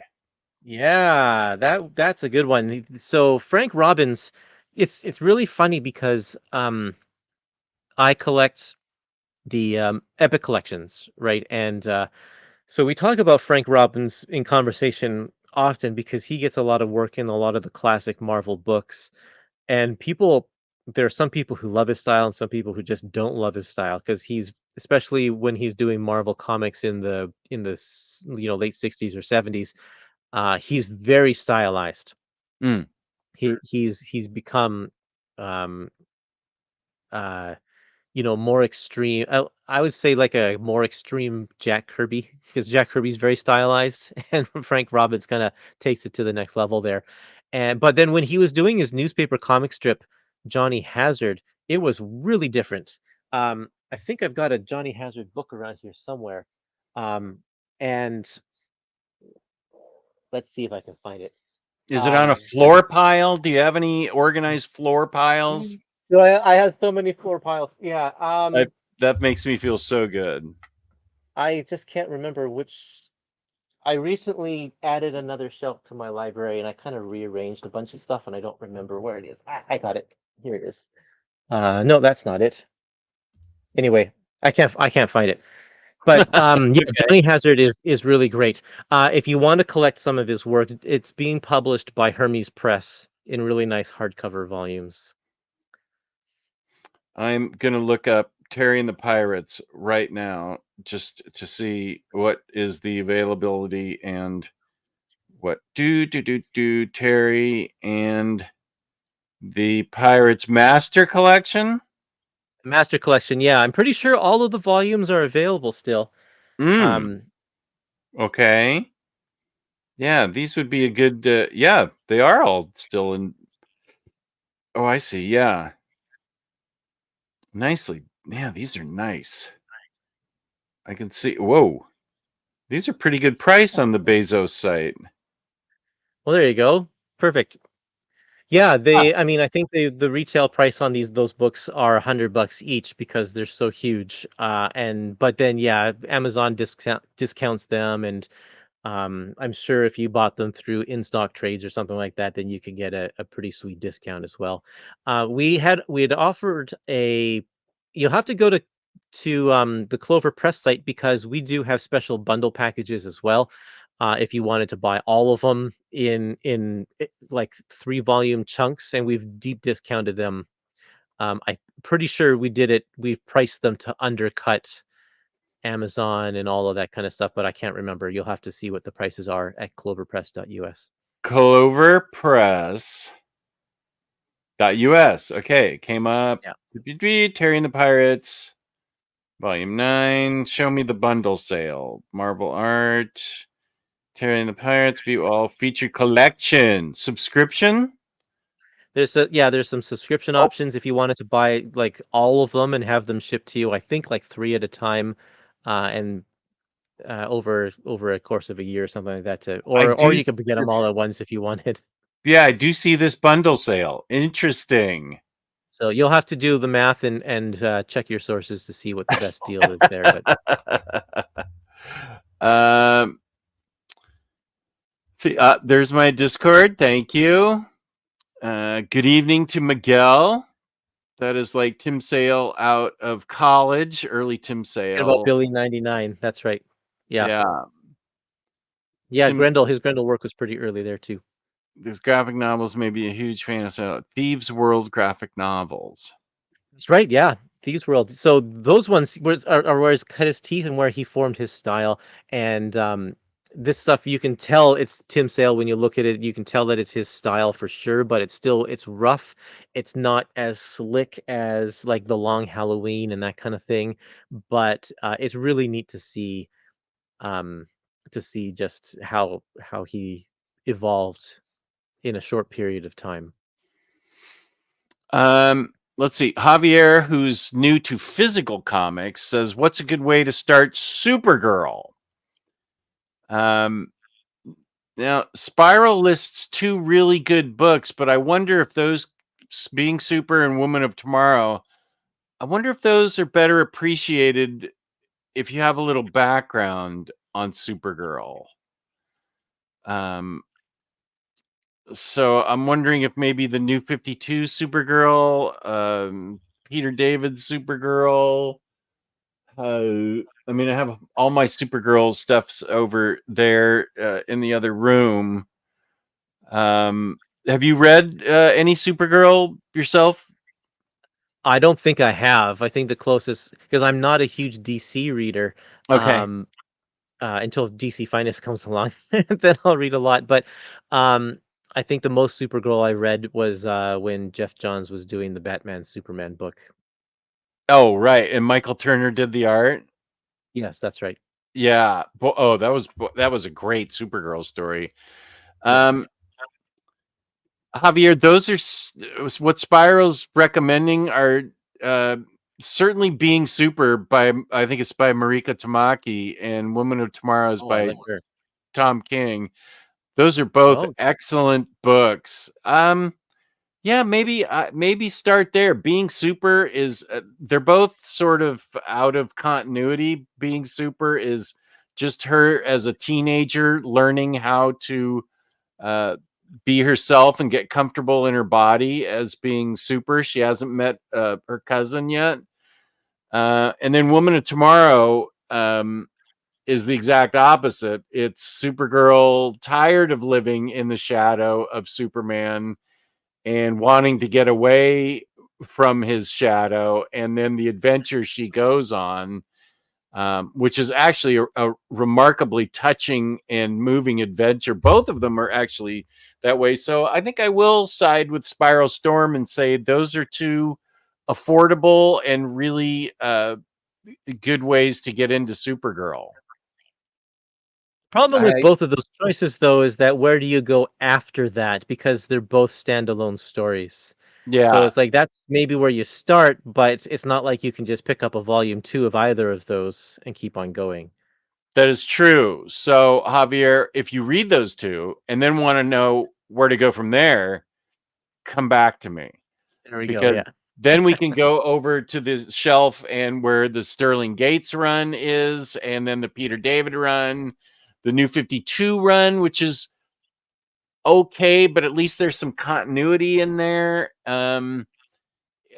It's certainly not the worst New 52 book. It's not the best, but it crosses over with one of the best and becomes one of the best when she crosses over with Red Lanterns, and Kara becomes a Red Lantern. And cool. Oh, it's so good. I can't. I'm just so pleased that DC's putting out not only Supergirl but that Red Lanterns Omni. That's going to be great. So once you try these 2, then hit me up and we'll have another discussion. Here's Noir Wolf. Happy Baturday, all. Good to see Noir Wolf. Did Dick Tracy inspire Frank Castle? Maybe. I'm not sure. You'd have to ask Jerry Conway. Chester Gould went a bit bonkers in the 60s with the space period and Moon Maid. I remember that. Very true. Yeah. And the 70s with Tracy and long hair and mustache and a hippie for a partner. I remember Junior, especially in the space period and Moon Maid. That was really crazy. Well, they got married. Yeah, that's right. Josh owns all the original IDW Terry and the Pirates. I love them. They haven't aged perfectly, but I recommend it for the love of action adventures. Yes. Mike Nomad. There we go. Thank you. And happy Baturdays to Jesse Say What? Glad you're here. I can't understand Connie a lot. Like the racism was so much there at times. I can't understand it. It's what I call good old family racism. So Connie was another comic strip of the era, and it does suffer from that for sure. Oh, okay. there's a bit of racism in all of it. It's because that was just the way it was. The people would just casually talk about that kind of stuff, and nobody called them on it. It was just kind of normal. Oh, who's this guy? Crushing Crisis, Popeye Origins with Hey, Kurtis. That's right. Yeah, I was thinking that Popeye stole his girl and his strip, Ham Gravy or whatever his name was. yep. Um, and matching spine that's killing me, Kurtis. Wait, and matching spines that spell Terry. Yeah, that's right. Yeah, Terry that's and what I Byron. want. I want all of those. Frank Robbins is great. Loved his Invader stuff. Frank Robbins, is he the one that in Batman he brought in Man Bat as his creation? Or Oh, maybe. you don't know DC that well. That's where I know him from. Yeah, Frank and Robbins it's and very Man possible. He probably did. Bat. What is one of your dream projects you want to work on? Is it the Life and Times of Omnidog? We've all been wanting to see that serialized as a comic strip. Well, I mean, it's not far of a stretch to say that I've already done 2 dream projects. Like the Chuck Jones one was a dream because I was even before I got into comics, I was a huge fan of old classic animation, like Looney Tunes and all that kind of stuff. And I Mm-hmm. wanted to do a book. I wanted to do a book about animation, and I also wanted to do a book about comic strips. And then when I found out that Chuck Jones did a comic strip, I was able to do the book. That where's my copy of that one? I didn't know he Um, did a comic strip. this one's called The Dream That Never Was. He only did the comic strip for 6 months, and it frankly wasn't that great of a strip, but we are able to shoot it all from the original art from the Chuck Jones Enterprises. They had most of it in their warehouses. I got to go down to Oh, Los Angeles to see that. We got and there's let's see what's special about this one. Let's see if I can find a page to show off. Is that we were able to do a lot of uh, his sketches, and which Chuck Jones never usually would publish just his kind of sketch work and stuff, but yeah. thumbnails for his strips and some deleted stuff. And then I have a huge essay at the beginning that talks all about the origins. Oh yeah, we put in the pitch book that he pitched the newspaper. He pitched the strip to the newspapers. We put that in there. Um, I did a huge essay about the TV shows, the Crawford TV shows that he tried to develop while he was at MGM, which never took off. But in his warehouse, he just has boxes of material from this era that have never seen the light of day, or they didn't until this book came along, and I was able to Wow. publish a lot of that unseen artwork in there. So this book is out of print because this was like 11 or 12 years ago now, and it's hard to find. But if you can track down a copy, that's there. So that was a dream project for sure, to do this one because I wanted to do a book on someone in the classic animation world, and here's an area of Chuck Jones's life that had never been talked about before. So I was happy to do that. And then working with working with Lynn on For Better For Worse, like that's one of my favorite comic strips of all time. Like I've been a fan of that since growing up in the '90s, and to be able to work on that one has been great. And then the final volume, there's 9 volumes in this set here, and the final volume's coming out in a couple of weeks at the beginning of November. That'll be volume 9, the final one, and then that series is done. Wow. I love that series a lot. That's Yeah. one that I followed all the time. Yeah, it's so great, and it's such a. What's great about it is it's realistic, and it's also over the top ridiculous at the same time, and it's funny, and it makes you cry. Like both, Oh, it goes both ways. It just has everything in it. It's really good. when they dealt with Farley, I wept very Yep. hard. Yeah. I mean, that was as true to life as you can get. Was there um was there anything particularly Canadian about it? Was there I don't remember it being overtly Canadian, but I mean, I know that as a Canadian woman and as some of her um, Canadianness must have bled into it a little bit, but I don't really Yeah. remember it. It seemed more universal to me. Well, suburban Canada is not that much different from suburban United States. So just following an average family, North American middle class family looks pretty similar. Especially this is a Caucasian family, and that Mm, was it's very very similar in that sense. There were subtle differences, like she would put in Canadian spellings of words here and there. There would be references to like. Um, I think after Elizabeth graduates high school, she does one more year of high school, which is called grade 13, which in Ontario, that was a real thing at the time, that there was a grade 13 before you go into university. So they did that. That's not an American thing. mm, Um, when Elizabeth graduates from university, she becomes a teacher, and she teaches in a small uh, First Nations community mm. in northern Ontario, and so there's a whole long story about that. She spends a year or two up there, and you learn a lot about sort of Canadian history and sort of a lot of the culture of the indigenous community that's there. So that's kind of a distinctly Canadian thing as well. But other than that, it reads perfectly normal. You would not be alienated being an American reading that No, comic strip.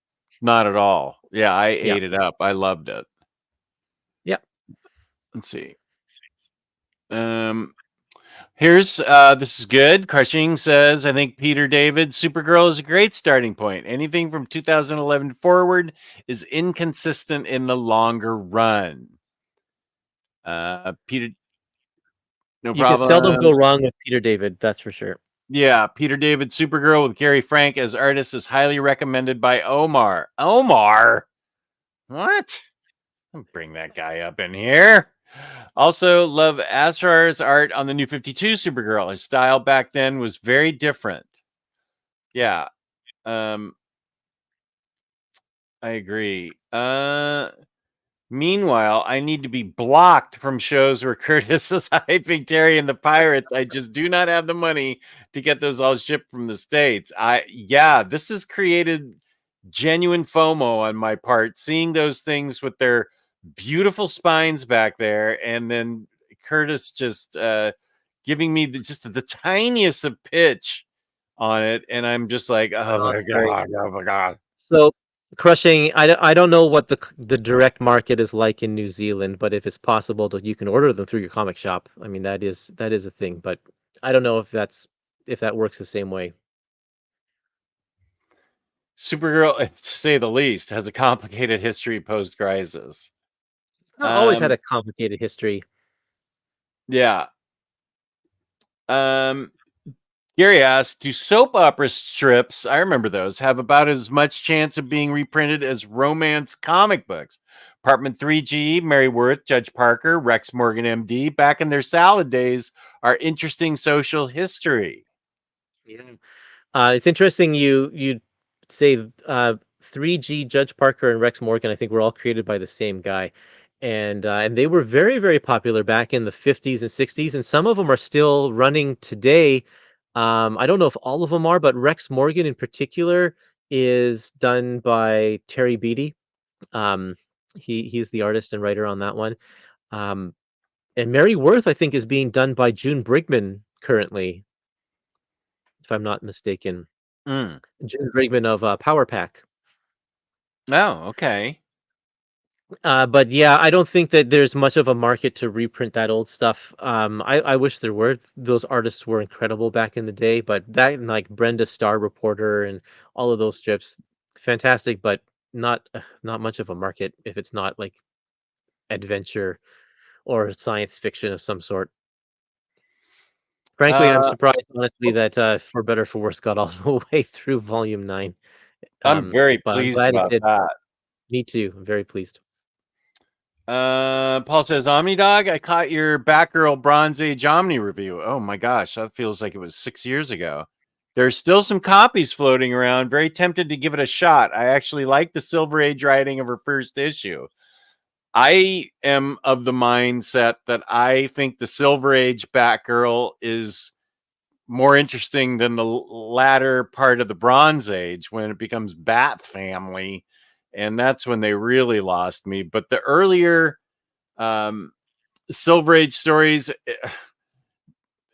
there's no other way to. I don't think it's purposeful misogyny, but when she's got a run in her stocking or something, and that's a crisis, and their intentions were good, I think, but I just don't think they had, it was older white men that were writing it, but they wanted to give her own agency and make her, if not equal to Batman, at least able to keep up with Batman and Robin in those early issues. Plus they had Carmine Infantino art with gosh, who was the inker? I have my issues here. Gardner Fox story, Gil Kane, Sid Green, Mike Sikorsky art, Carmine Infantino, Murphy Anderson. Yeah, these are I have the first one where she's introduced. I have that in my safe deposit box. Here's where she's got a run in her stocking. I have Batman's getting the crap kicked out of him. She's saying, I have a run in my tights, which wasn't really the story. Here's the third one. But I mean, these covers, just with, I think this is, this cover looks like, oh yeah, this is Infantino and Murphy Anderson. Oh, these covers are so cool. Yep, they're just fantastic.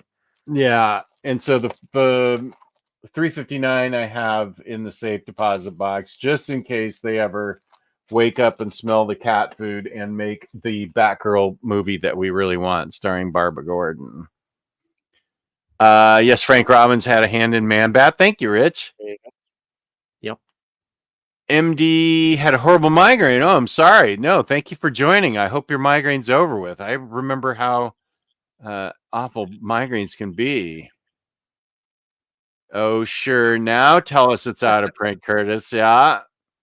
That Chuck Jones warehouse, by the way, was really, really cool. So they have a storefront where they have a whole bunch of his like paintings and reproduction of his cells and stuff like that. And then you go to the back, which the general public's not allowed to, but because I was doing some research, I was able to. And it is literally a warehouse of, like, it's not all of his artwork, but a lot of it is his artwork, and he just was so prolific, and from his animation company as well. So not all of his stuff, but like output from his animation company, boxes and boxes, and a lot of the stuff they didn't even know what was in them.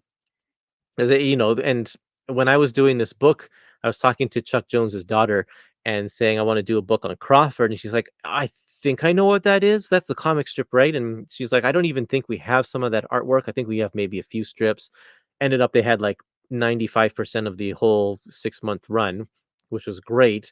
And then when I was there, she's like, I found some other boxes that say Crawford on them, but I don't know what this stuff is. So she like plumps them down, and I'm going through all this stuff, and it's like, this is great.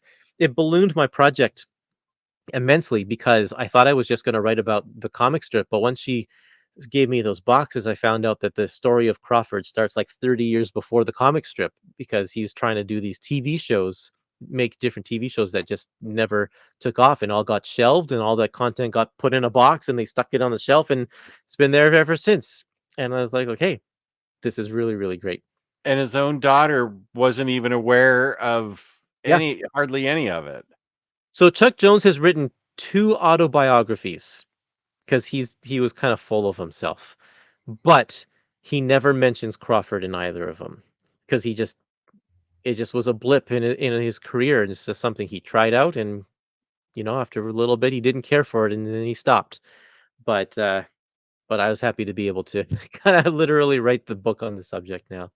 That's amazing. Yeah.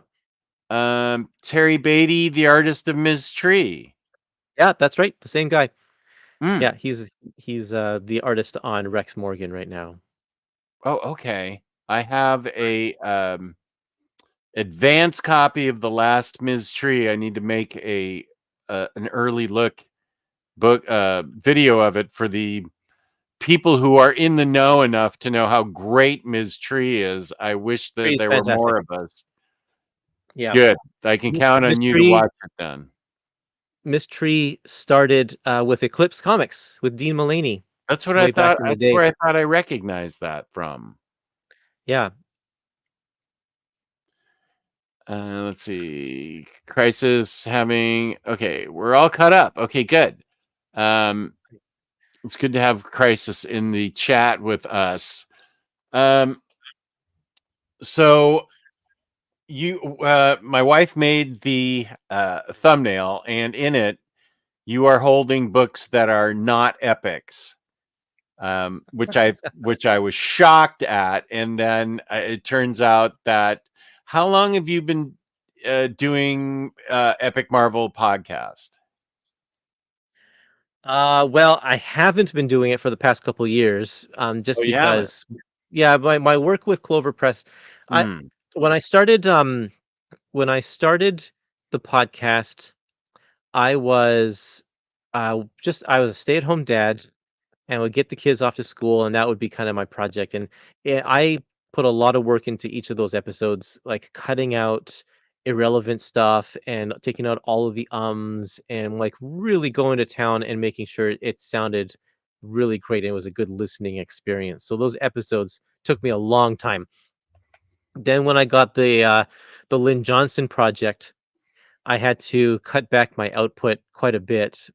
So I was only kind of doing them occasionally. And then after that, I got hooked up with Clover Press and they put me to work a lot. And yeah, I just haven't had time to do that kind of stuff. And I loved it. I love talking with other people about the books, and I'm still reading my epics. I just don't have the time to podcast about them. But I did when I was active. I did it for what, 5 years or something like that, I think. So I've got a good back catalog of episodes and creator interviews, and they can all be listened to in any order, just like Epic Collections, because they're not about current events. So it's not like I'm doing reviews on the latest movie hits or talking about whatever rumors are coming out and all that kind of stuff. That's not what I wanted to form the podcast around. So all of those episodes are timeless.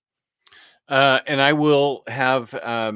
I couldn't for some reason. Bitly wasn't working for me, but after he and Kurtis and I finish, I'll make sure I get up to date links in the description so that you can go to Epic Marvel Podcast and a couple other things. What were the other things? I know that it was The Michael Michael. Allred I sent you some Michael Allred links. Yeah, Marvel Art and Michael Allred sign up. Now that has that launched yet? No, we're gonna launch it this week. I think probably maybe on Tuesday. I think. And do I get early bonus something discounted price or whatever like I got with Nakayama and Dowderman? Yes, yeah. In the first, I think 48 hours, we'll have a discounted price for the I think the book with the slipcase and that kind of stuff. Okay, good. Yeah. That's I'll send you awesome. the link when it goes live. You should sign up. If you sign up, then you'll get an email saying we're live. I think I did sign up for that today because I finished the survey for the Dowderman book. Let's see. Oof. I hear you on that, Kurtis. The year I was doing the most podcasting and YouTubing, I was mostly stay-at-home parenting and working on Crushing Crisis. All that editing takes it out of you. Really does. Yeah. And as soon as you have anything competing for your attention, especially if it's paid work, then of course the side projects have to go. Yeah. And James, nice. Kurtis, Epic Collection Speculation Discussion Admiration Facebook group. Thank you. Epic Marvel Podcast YouTube. Kurtis, the finest DC channel YouTube. That is this the thing you're working on with Dom? Yes and no. I mean, I just started up some of my own socials that are going to be centered around DC Finest. Honestly, I don't know how active I'm going to be on it because I don't have a all the time. The Marvel one takes enough time out of me as it is, but I've set them all up just in case. And yeah, and Dom of X asked me if I wanted to collaborate with him on a monthly roundup of DC finest info and reviews or whatever, that kind of thing. So I am planning on getting those books and reading them because I'm eager.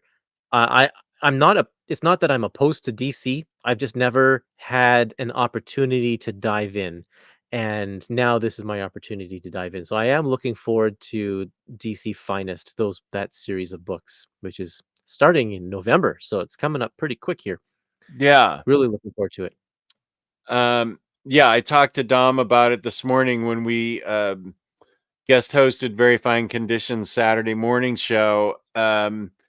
And I think that I will have to, I can only assume that that's probably where I will see the original Neil Adams, Denny O'Neil, Batman stories in some type of continuity before I ever see Yep. an omnibus, because Yeah, could be. Batman Silver Age omnibus came out earlier or maybe later last year, and then we've got Superman this year, one a year. You guys, I'm going to be 100 by the time these things come out.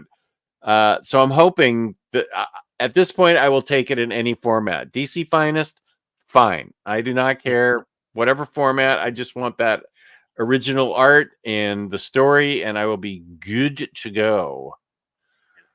Sounds like a plan. Yeah. Ms. Tree was first introduced in the 6 issues of Eclipse magazine, then 10 colored issues from Eclipse, then Aardvark Anaheim, Renegade Press, and ended with DC Quarterly. Yeah, the nice thing about being a creator-owned book is they could just take it to wherever they wanted, whoever was kind of giving them the best deal and stuff. And yeah, people don't realize that Mystery has had a very, very long career in comics, and a lot of people haven't even heard of her. But you should check out the book starring. It's about a female detective named Michael Tree, and she gets married to, or she wasn't called Michael Tree before she got married, but she got married to a detective named Michael Tree, so they were both named Michael Tree. And then and then her husband gets murdered, and she takes over his detective agency, and then it goes from there. And it's a great. It's written by Max Allan Collins, who worked on Dick Tracy for a while, and he's a crime detective author. He's written so many books, and he's really good. And so these are great detective mystery whodunit stories. And she is very much a strong, capable female protagonist. She takes crap from no one. Yeah, yeah. And I can't, they're in the other room. I have them all now. The most recent one, I feel like Bunk and I reviewed for Crime Corner. I think it was set back in the 80s, and it was very progressive. It dealt with things like homophobia and I can't. The one thing centered on homophobia that I was pleasantly surprised with how progressive it was for the time period. And I felt like it dealt with some other issues. Date. Let's see. How can I say this? Taking advantage of a drunk girl in college. It dealt with that.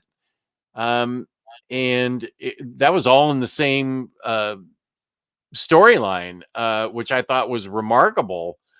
So Max Allan Collins really went there and did an amazingly good job on forward-thinking writing.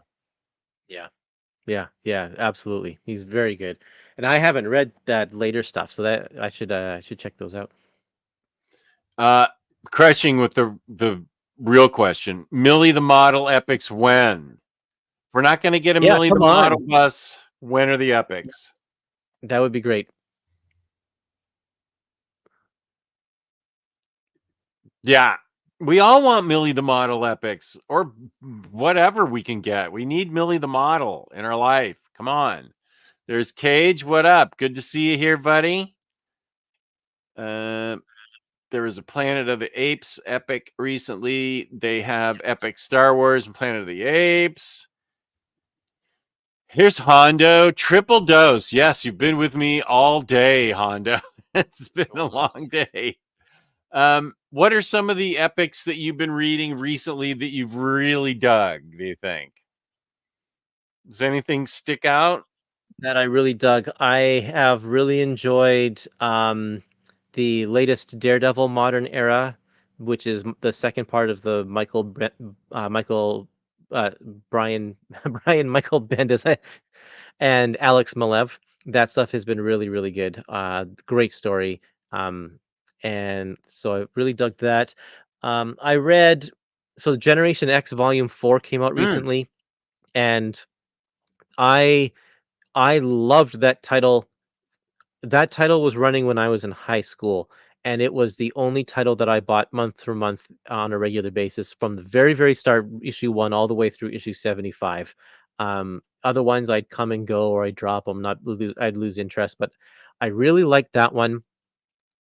And even though the Larry Hama run in Generation X isn't the greatest, when that book arrived at my door, I sat down and reread the whole thing right away, and I loved it from start to finish. And I think that's a lot of it is nostalgia goggles for me.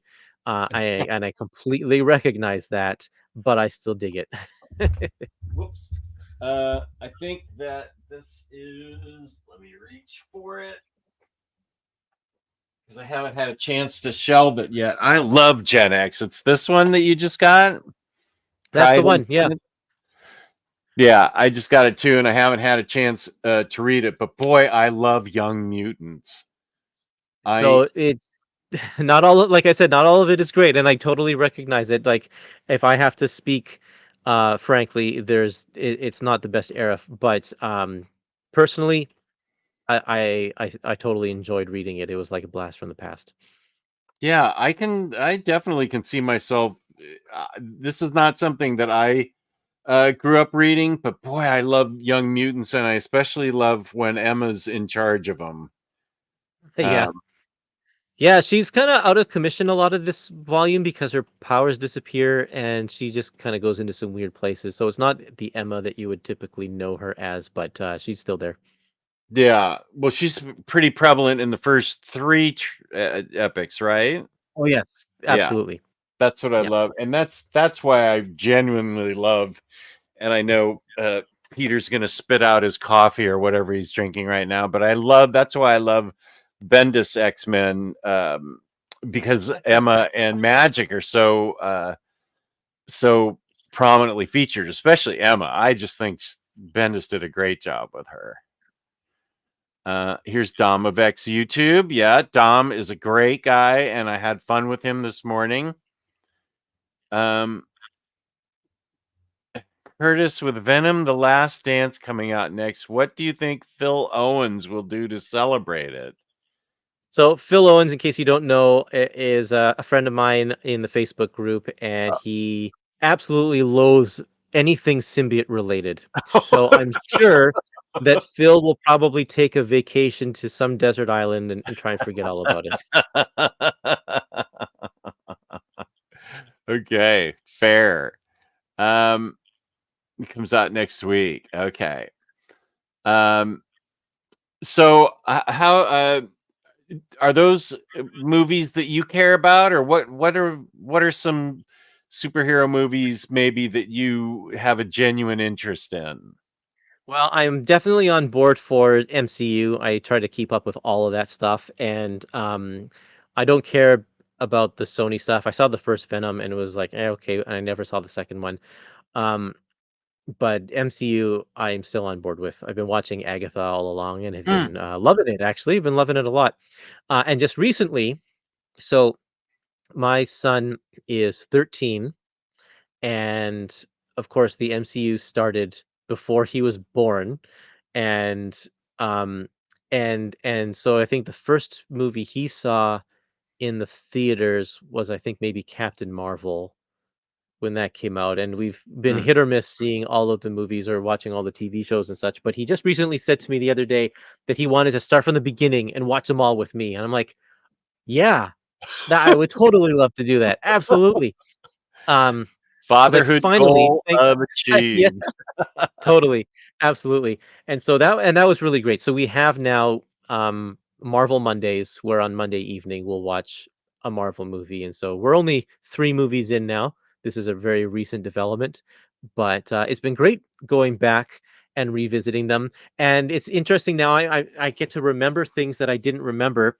Um, so in the first Iron Man movie, when Iron Man goes back to the Middle East and like blows up all of the bad guys' weapons that they had stolen from him, and then he says to Rhodey, or Rhodey says, "How are we going to explain all of this?" Oh no, it's when he's flying, when the fighter planes are trying to shoot down Iron Man, when they first see him, they don't know that it's a person inside there. He says, "How are we supposed to explain this to the press?" And then Tony says, "Well, don't you usually say it's like a training exercise gone wrong or something like that?" And then it does a hard cut, and Rhodey's there saying, "So last night the training exercise went bad," or something like that, right? And then in the most recent episode of Agatha All Along, they're talking about the big red dome over top of Westview, and someone makes a crack saying something like um Uh, I thought that was some sort of training exercise, a military training exercise. So it's like a throwback to the very first Iron Man movie, and I wouldn't have caught that if I hadn't just watched that Iron Man movie just the other day. Oh, that's amazing. Okay, that's great. Now, are you gonna be having the Edward Norton Hulk as part of that?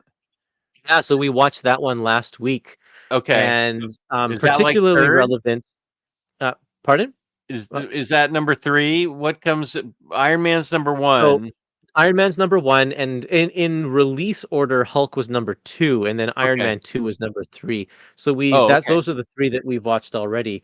Okay. Um, Now I know that some of the plot points that started in Hulk way back like 15 years ago or whatever it was are being resolved in this upcoming Captain America movie with the Falcon as Captain America. So it was good to have a refresher on all of that stuff too. And that movie is not as bad as I remember it being. I remember it always has been like, yeah, that's one of the ones that are in my bottom tier Marvel movies, and it probably still is. But going back and watching that one now, it's still a lot of fun, especially the first half of it is super good. The last half with Abomination, the long drawn out battle in Harlem is pretty long and drawn out, but I still like a lot of that one. Um, and I forgot that Ty Burrell from Modern Family is in that movie. Oh, I never Um, saw it, so I mean I have it to watch, you but haven't seen that movie? Okay, you should go. You should definitely check it out. I think it was. I think it's pretty good.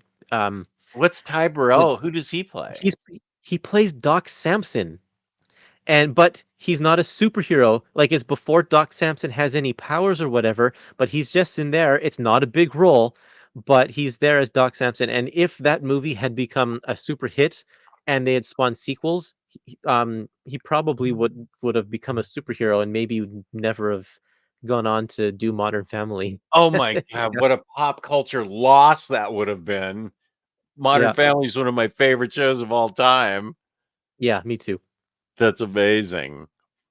So what are you gonna be watching on Monday with your son?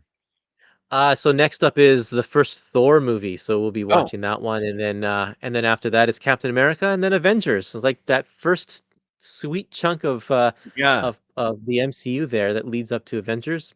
Super great, and I'm enjoying rewatching them. Uh, and I hold no judgment on you for whatever your answer is. Everybody's got a different answer. Okay. And it's completely up to you. I have no, this is just for viewers' edification. What's your favorite? If you could name, well, let's go with your three favorite Marvel movies. And I know at this point, Crisis is tuned out because he apparently does not like the Marvel movies. I have no idea why, and I'm not interested in finding out, but I'm sure he's just ripping us apart right now. Um, Okay, so let's see. I think The first Iron Man movie is still one of my favorites. It is just perfect in every way. Like it's just a Yeah. great movie as a standalone movie. Great superhero movie. It's not pretentious or try to be something it isn't. It's just it works on so many different levels. Faithful enough to the comics that I'm satisfied, and Hmm. great cast. That one's good. I really enjoyed the first Guardians of the Galaxy movie. I think that one Yeah. hits on all levels as well. Yeah. Um, and then after that, oh boy, Do you want I'm to say gonna what? I'm gonna call this a movie, but I really like the Miss Marvel the Marvel Oh, yeah. Disney Plus show, Miss Marvel. I think that show is so good. I love it to pieces. Yeah. And so maybe I know it's not a movie, but let's count it as a movie, and I'm gonna Yeah. put that in my top three. Sure. I think that's great. I loved it too. And I'm sorry. I, I don't know what the cause was for Marvel's not doing well, but boy, I enjoyed that movie. I enjoyed the heck out of that movie. Yeah. I thought Ms. Marvel set it up really well. I enjoyed Ms. Marvel's an examination of Ms. Marvel's the partition and the backstory and her part in Yeah. it. I thought they did that really well. I am one of the few people, I guess, who happen to like Captain Marvel. I like Brie Larson as Captain Marvel. I love Monica Rambeau. So that movie, this to me, this is why that movie was so great. As I was with my movie buddy, and there was only like four of us in the theater, and I was with my movie buddy. Her husband doesn't like superhero movies, and my wife doesn't. So she and I go to these things, and they were Nice. these two complete strangers in front of us. We didn't talk the whole time, and as soon as the movie ended, the one guy turns to me and he goes, "What did you think?" And I said, "I thought it was great." And he goes, "We did too." And we started having this complete bonding moment, complete strangers. And I thought, this is why this hobby's great. We make friends wherever we go. I gave him my business card. I said, I have a YouTube show you guys should watch. And they gave me their names and we talked. It was great. And I was like so excited. I was just like, "Ugh, I love comics. That's what I Yeah, love that's about them." so. If we expand outside of the MCU, I really love Logan as well, Oh, yeah. That's and good. Spider-Man 2. I really like the original Spider-Man 2. But what are some of your favorites? Oh, this Spider-Man 2 with Doctor Octopus, Oh, with Tobey Maguire? Tobey Maguire. Yeah. Okay. What are some of Um, your favorites, Jess? I'm with you on Iron Man. I thought that was perfect.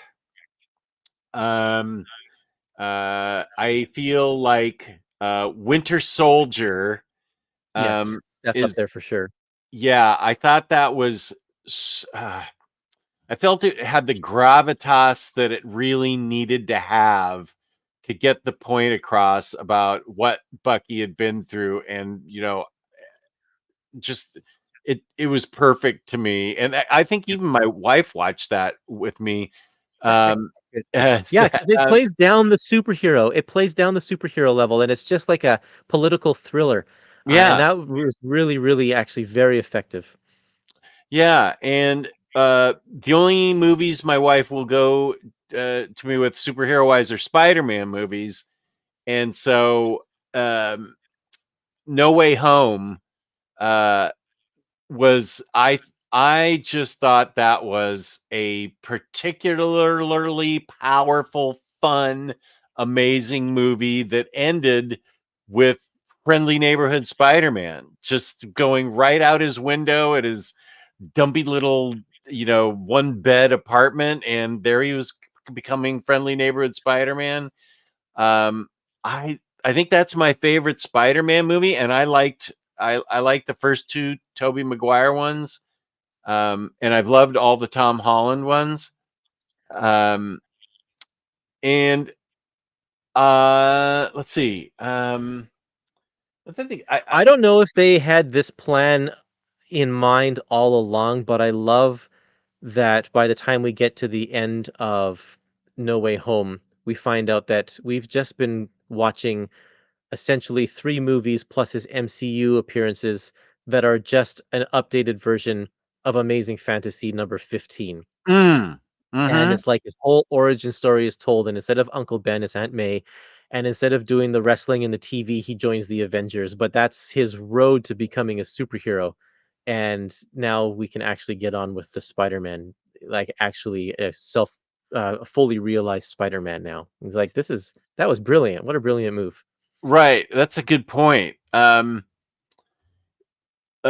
So I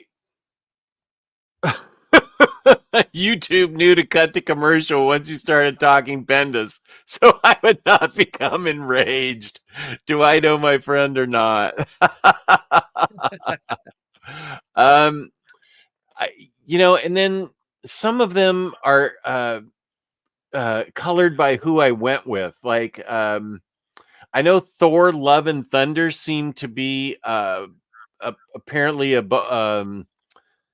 divisive movie, but I went with my friend Tyler Blunt. He came up from Mississippi and spent the week with me.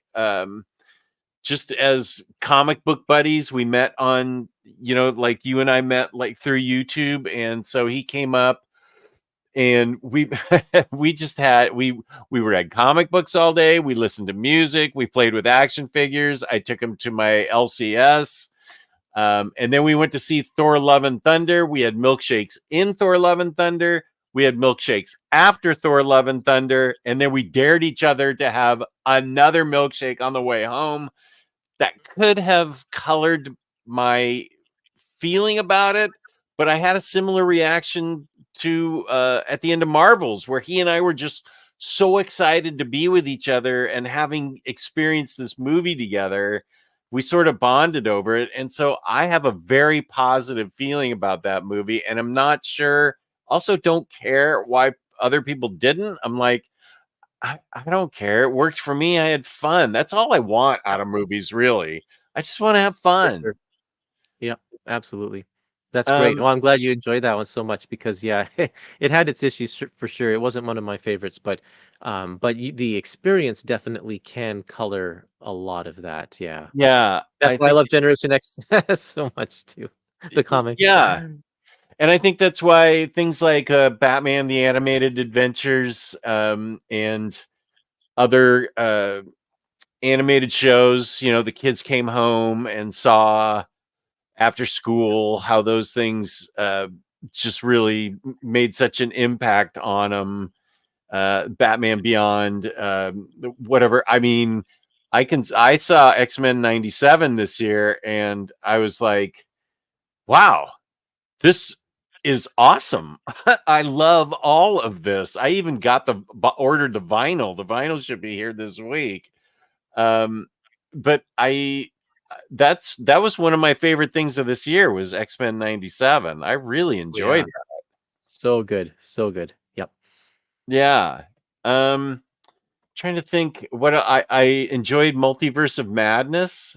Um, I I really enjoyed that Doctor Strange movie. I feel like I should have seen the original Doctor Strange before that because I totally forgot about Christine. So I definitely needed to see that. Yeah, you got to see Uh, that, and you got to see the issue of What If, the the Doctor Strange issue of What If as well. I never saw any of those what ifs. Damn. Oh, okay. And I mean, it's not essential, but it is yeah, there are some through lines there. yeah. So and for the most part, see, I'm fairly easy to please. I just want to be happy and I just want to enjoy something. So the Disney Plus shows, while I guess it's possible there were too many of them and they were front loaded and maybe there was Marvel fatigue. I I didn't dislike any of the shows. I thought this is a great time to be alive. I can just turn on the Oh, TV and I'm getting She-Hulk and Moon Knight and Man Thing Halloween special and Guardians of the Galaxy Christmas special. This is a great time in my life to be a nerd. I'm just like highly entertained all the time. So, And I think that like everybody has different tastes, of course. And Yeah, if you don't like it, then you can just turn it off and forget about it. And sure. especially with the TV shows, so far, maybe with the exception of Falcon and Winter Soldier, um, and I guess maybe WandaVision, they've been pretty inconsequential to what the movies have been doing. So it's like you can just forget about them if you want. It's fine, and just enjoy the movies or whatever. Um, just don't be a jerk about it online. That's all I See that ask.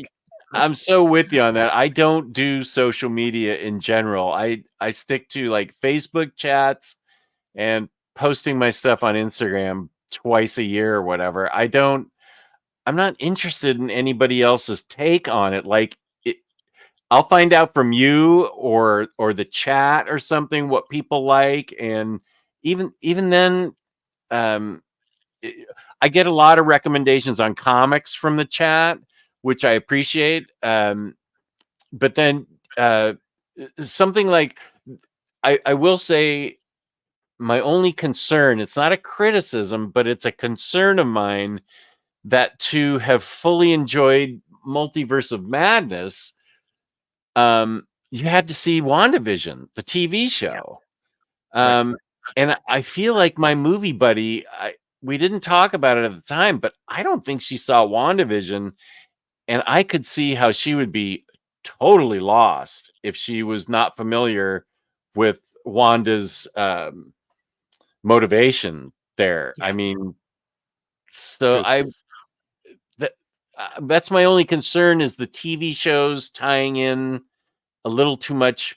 Well, I guess the same thing would happen with Marvels. You had to see Captain Marvel and Monica at the end of WandaVision. So I don't know. On the other hand, Deadpool and Wolverine, you needed to see Loki. You need to see Loki season one for the wherever they ended up. I can't think of the out. What's it called? The Outback or the The Wasteland. Wasteland? Is that Yeah, what it's called? yeah. And you needed to see Logan. Yeah. Actually, I don't want to say what else you needed to see, but I recognized everything that You you needed needed to to have see. a you needed to have a general knowledge Yeah, of what everything has been going on in the Marvel movies, just even politically, with the franchises hopping around and all that kind of stuff. Like that's kind of what you needed to know. So it's like the jokes about um are we allowed to say spoilers here? Can I say spoiler? yeah. Wait, let me just put up a little. I do have a spoiler thing. Is this for Deadpool and Wolverine? Yeah.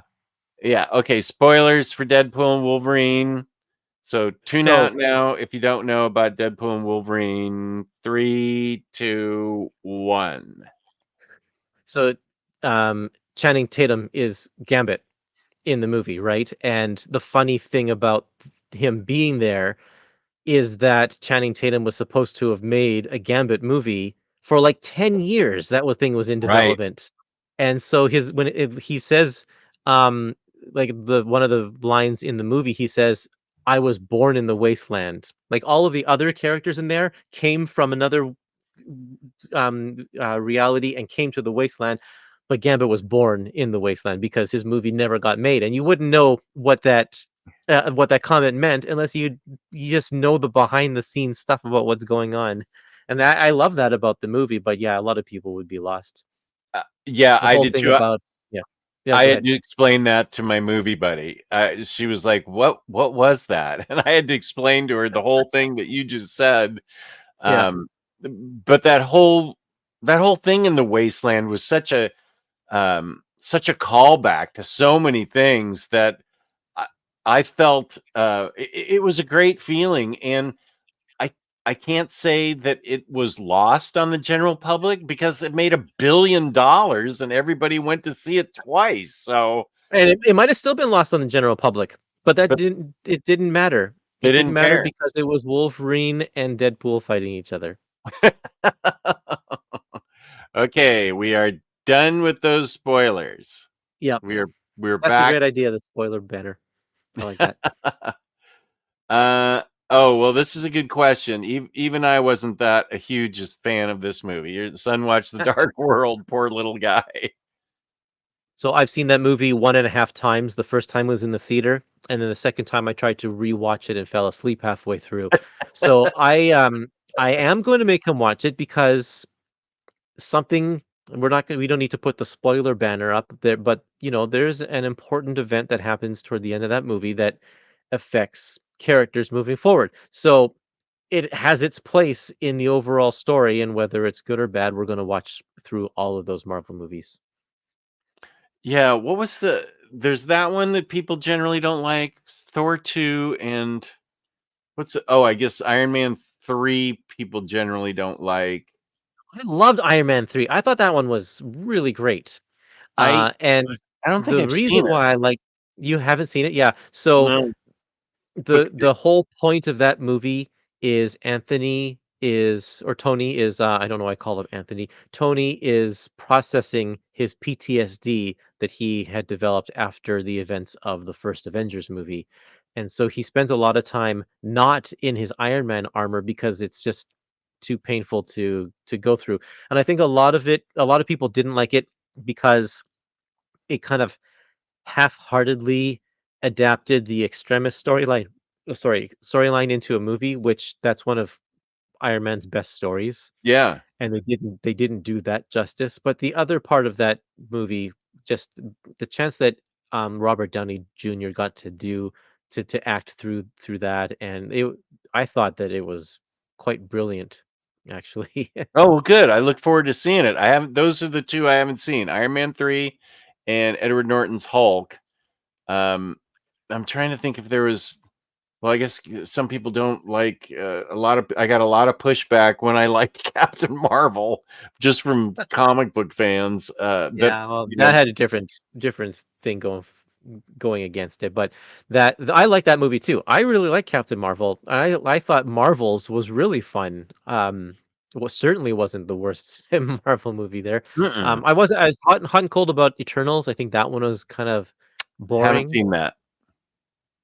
Yeah, I You got to haven't catch seen up that. there, Jess. Oh, I haven't seen Guardians 3. I haven't seen the Oh, that Eternals. one I love. I love Guardians 3. I haven't Yeah. seen Quantum Mania. I haven't seen Wakanda Forever. I am just I don't know what my issue is. I just am so woefully behind. Sounds Uh, like you need a Marvel Monday I every do. Monday. I need to come over to your house and start Yes, watching. I wish you lived please do. closer. I don't know if we could how do we like, how do I stream it so you can get my running commentary at the same time? We could do a Twitch or something like that. That'd be fun. That'd be great. Um, Kurtis, that's awesome. Enjoy that time with your son. I'm in a similar place with my 11-year-old son. Being a dad is the greatest thing that I've ever got to experience. Blessings to you guys. Have fun. That's Thanks, Matt. nice. That's great. Yeah, it is great being a dad. It has its moments that are hard and difficult, and I have two sons who are teenagers, and they are sometimes very teenager, but that's okay. They're still awesome. I love the Ed Norton Hulk movies, but then I had a lot of love of his movies, but was sad that he was replaced. Oh, here's YP. How you doing, YP? Thanks for joining. Incredible Hulk is a great movie. We need Savage Hulk back. Is that the Ed That'd be Norton nice. movie? Yeah, I mean, they're just because we have the Hulk has his intelligence and stuff. It would be nice to see him break loose and just go berserk again. I bet that'll come at some point. Okay. Uh, Okay, MD Masoon, he's ranking them for us. This is interesting. Winter Soldier, Iron Man, Spider-Man Homecoming, Great choice. non-MCU. Oh yeah, Days of Future Past, that was good. Deadpool 2, I TV Yeah, show. I Deadpool 2. So both of those ones, Deadpool 2, I didn't like. That was my least favorite out of the three Deadpool movies, actually. But if you're a fan of X Force, then I think you'd be interested. Did you see Deadpool 2? I did. I liked it a lot. I love So Domino speaking in of it. Yeah, I mean, it was great to see all those people show up. I was even surprised that because going back to our Mike Allred conversation, Zeitgeist makes Yeah, an appearance in that yeah, movie. that's right. Agents of Shield season 4. I dropped off after season 1. That's a good show. Oh man, yeah, the show is great. Season 4 is when it really takes off because they changed the status quo of the show. They recognized that the fans weren't on board with how it was going, and they really switched it up, and it gets super good. The back half of that whole series is so excellent. I It need to just took pick. it took too long to get going, and I think a Mm. lot of people just didn't have the patience to get through the first few seasons. I But enjoyed the yeah. first season. I don't know why I fell off it. I love Ming Na. That's a whole reason for me to watch it. Oh yeah. She's great throughout the whole thing from start to finish. Yeah. Daredevil season 1, Jessica Jones season Yes. 1. Yep. Oh, Legion. That's right. I still have to finish Legion. I'm almost done with it. I Disney haven't Plus. started that one. Disney Plus Hawkeye. I haven't even started Hawkeye. Yeah, Hawkeye was good. Good. Thank you, Mohammed. The Man-Thing movie was supposed to lead off the MCU until everyone saw it and safely tucked it away on the Sci-Fi Channel. That movie was so bad. Did you The even know there was a Man-Thing movie? oh, we're not talking about the Halloween special? No, What? no, no, no. An There's a Man-Thing actual movie? Yeah, yeah, it was like a low budget horror movie with terrible special effects, and it was so bad. And I had no idea that it was supposed to lead off the MCU, but I'm glad that it didn't because it would have gotten off on a bad foot. Did you ever see New Mutants? Yeah, and I liked aspects of it. Some of it wasn't great, but I thought the casting was all spectacular. I loved all of the cast in that movie. Yeah, that's where I first developed my feelings of she's a great actress with Anya Taylor-Joy. I just Right. thought she did a great job as Magic, She did. and I wasn't sure why they never gave that movie a shot. I really enjoyed that. I had fun watching that. Well, I think it got lost in the shuffle of just the Marvel negotiations and all that kind of stuff. Yeah. Um, Guardians doesn't get the Yeah, credit it deserves for giving the MCU a shot in the arm. it's true. Best Yep. experience in movie theater for me? Oh yeah, Endgame. Oh, absolutely. Yep. If you went on opening night, I think you would have had a similar experience going to see like The Empire Strikes Back or something like that back in the theater. But I've never been in a theater that excited and that enthusiastic before. It was so good. Yeah, with people jumping up at this certain point and just everybody erupting into cheers. Yeah. Yeah, that was a shared movie experience that I was happy to have. That Endgame, you're right, Raphael. That was awesome. Yeah. Oh, I never saw Dark Phoenix, and I'm gonna make myself see it. I know people don't like it, but I don't care. I'm gonna watch it anyway. Just like I I'm didn't gonna like watch that. Yeah. just like I'm gonna watch Madam Web. I'm gonna force myself to watch Madam Web. Okay. Wow. Okay. Well, why don't you force yourself to watch some of those MCU movies you missed instead of Madam Web? Come on, Chance. If you have a limited amount of time in your life and you're gonna waste it on Madam Web instead of like Guardians 3. Doctor Strange, which Doctor Strange, the first movie, is fantastic. You Oh, should I've seen that. absolutely watch that one. I Oh, you love have? that Okay. one. I just Oh, okay. forgot about Christine. Ah, okay. I see. I just Good. forgot I'm glad about it. you've seen that one. Oh yeah, I love that one. I'll see that one again. Yeah. I'm fond of the Maguire Spider-Man films. Yeah. Spider-Man 1 introduced me to comics. Oh Nice. yes, Logan and Spider-Man 2 are great too. Yes. Yep, they are. Captain America Winter Soldier, inspired by 70s cinema. Great retelling of the Winter Soldier story, Cap being Cap. Best of the MCU, along with Endgame and Iron Man. Yeah, I will say, yeah, Endgame should probably be in my top 5 as well. That movie, even though it's 3.5 hours long, I will go back and rewatch that one all the time. Yeah. Oh, here's my daughter. Hi, sweetie. Are you still here? Let's see. Are you still watching the show?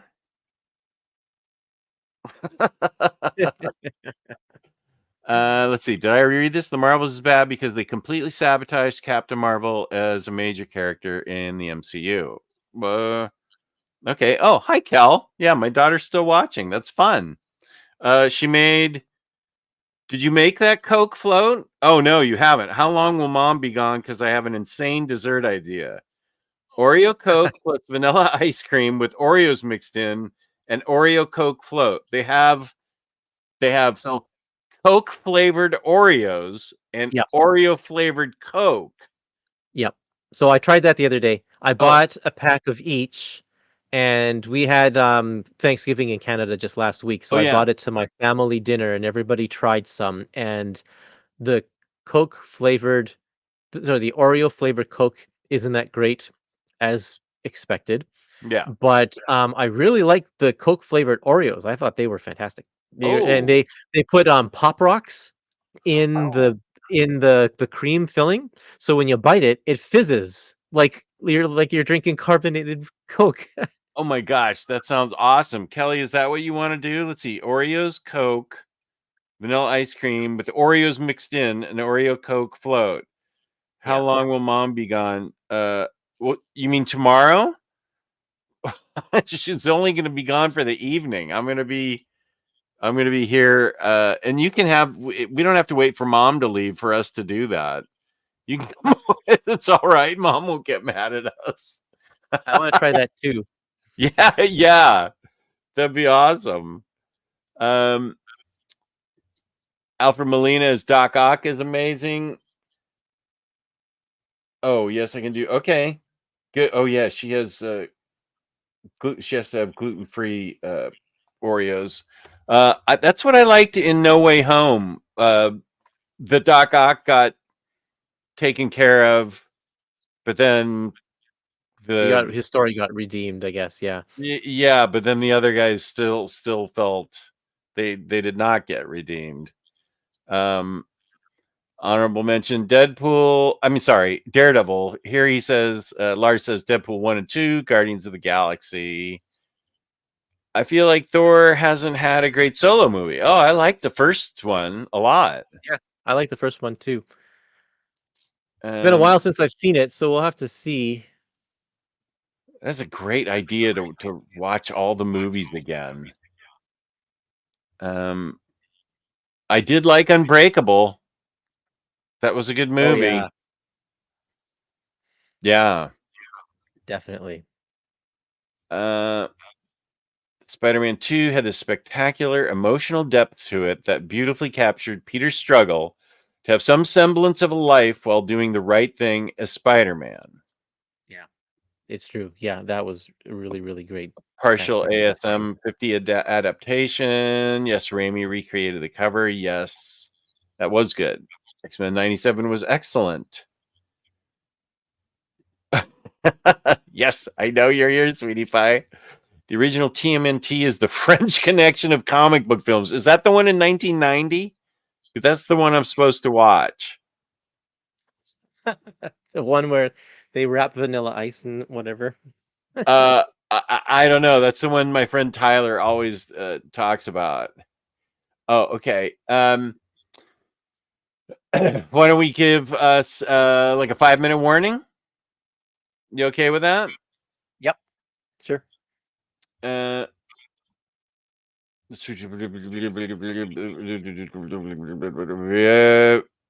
90 Spider-Man.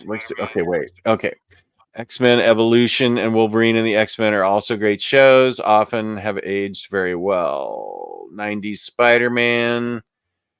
Have either of you seen Hulk versus? Oh, yeah. What So, what is that? Hulk versus it's an animated movie. Marvel produced a little string of animated movies back in, like, the early 2000s, I think.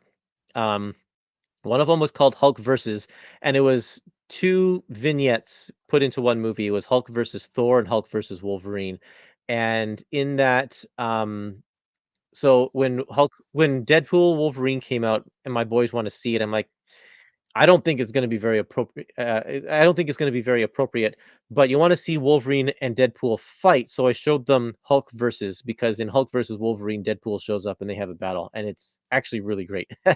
It's, a fun movie. Mm. It's just animated. It was released to DVD. I have no idea where you can watch that these days. I watched it because I have the DVD, but I don't know if it's streaming anywhere. Okay. The Wolverine one is fine wine. Never saw Wanda. Saw Multiverse of Madness. I enjoyed it. I just wish they went Rami full ham. Yeah. You have to see WandaVision to really enjoy Agatha all along, which I do need to see that because I really like Agatha. Eternals Dark World connects with Endgame. Iron Yep. Man 2, not so great. Oh, so Dark World. Oh, okay. Okay, I think I might get that.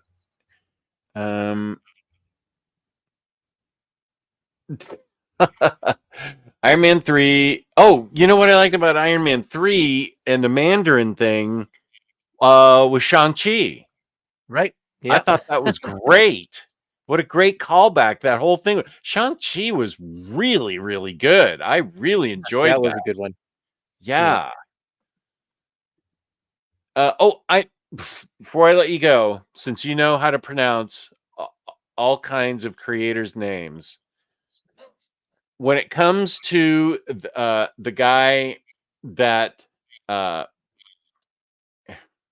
wrote Hit Girl, is it Mark Millar or Mark Miller? Oh, that's a great question. I actually don't know the answer to that. No, Yeah, sorry. That's a great question. damn it. Okay. I'd have to, yeah, I don't know. I should find that out. We'll have to find an interview where he says his name or something like that. Yeah. Jess, have you seen James Gunn's Suicide Squad? Twice. Almost 3 times. And Peacemaker, I saw it once, I've which I not seen love. Peacemaker. I loved both My of them. So the son of a coworker of my wife, this is a lame claim to fame here. The son of a coworker of my wife's is Peacemaker as a kid in that show in Mm, Peacemaker. with the racist crazy father. Yeah. Yeah. I guess I haven't seen the show. I Oh, haven't found a place that streams it up here in Canada, so I haven't seen that one yet. Suicide Squad's great. I love that. And Ghost Rider and Ghost Riders and Agents of Shield. Oh my gosh, what am I Yeah, doing with so my life? it's the Robbie Hayes Ghost Rider, and it's really, really good. It's such a good adaptation of that character. My gosh, I can't believe it. How did I not see that? And no, I'm not watching this movie. Heading home from NYCC and watch Jim Lee announce Batman Hush 2 next year with the same creative team. And my daughter's still here. Good. I'll talk to you right afterwards, sweetie. We're wrapping up now. I tried Oreo Coke. It was weird how much it tastes like Oreos. Okay. Does. It's a weird blend. It tastes more like the cream filling than it does the cookie part, but and then you mix in with Coke, so it's an odd combination. Kelly's 33 and still afraid of my mother's wrath. Well, dude, I'm 65 and I'm afraid of your mother's wrath too. So, uh, this was great, Kurtis. I really appreciate your being on. We had a lot of fun. Oh, he himself pronounces it Miller, Miller, Miller, But he probably says it with an accent, right? Because he's Miller, British Miller. or something. He's Scottish or what is he? Oh, Scottish. Yeah, he's Scottish. He probably pronounces it so it sounds not like actually like Miller. But I Um, don't know how. Yeah. do you have Crave TV in Oh, Canada? yeah. I'd have to subscribe specifically to Oh, that. I have. It's not on any of the streaming services I currently have, so I'd have to. I probably should. I can probably get a free trial for a month, watch it, and then cancel. it's really good. I will say that. Yeah, I have no Um, doubt. It looks super good. yeah. So Kurtis has been great. Thank you so much for joining. You can go to. I will make sure that I put all the links properly in the description. He has a back catalog of Epic Marvel podcast. He is Mhm. busy, busy, busy with Clover Press, making these fabulous books. Art of David Nakayama, art of David Mack, art of Russell Dowderman, art of Mike Allred, art of Michael Turner. and these Oh, portfolios. those portfolios are really David cool. Nakayama portfolio, so that one's blank. Yeah, it's been a joy working with them, with the artists on this. Russell Dodderman is such a cool person. I really am glad that we've gotten to know each other through this project. That's been a really uh, great bonus. So That's yeah, great. thanks for having me on, Jess. It's been a pleasure. I'm glad to be on your show, and I hope we can do it again sometime. I hope so too. Once maybe some of the other Kickstarters come out, we'll have more to talk about. And I'll probably be out on the street having spent all my money on Terry and the Pirates books at that point. So I'll talk to you from my phone. But yeah, Kurtis, I will make sure that I put these types of things in the comments. I'm sorry, not the comments, but the description. Thank you, James, for all these. I'm going to use all these, as a matter of fact. So thanks everybody for watching. Thank you for a lot of you who followed me the whole day. I appreciate your loyalty. I appreciate the viewers so much so. Genuinely appreciate you all. You all mean so much to me, and you make me feel better every time I talk to you. And it was just great talking to Kurtis like this. What a wonderful guy you are, and what a wonderful amount of interesting and usable knowledge you have. That it was really great. A lot of fun. Oh, thanks. Well, I appreciate that, Jess. I'm glad that you have such a great community here. Your chat is awesome, and you have a good show. So thank you. I'm glad to be here. I appreciate that. Thank you. I will use my song to play us out. Peace and love. Peace and love. Thank you to everybody for watching. Baturdays, Baturdays.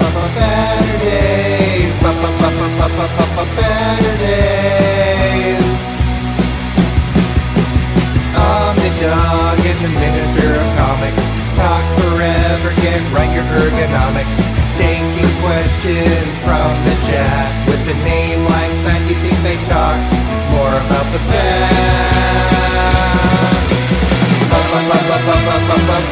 Baturdays, Baturdays.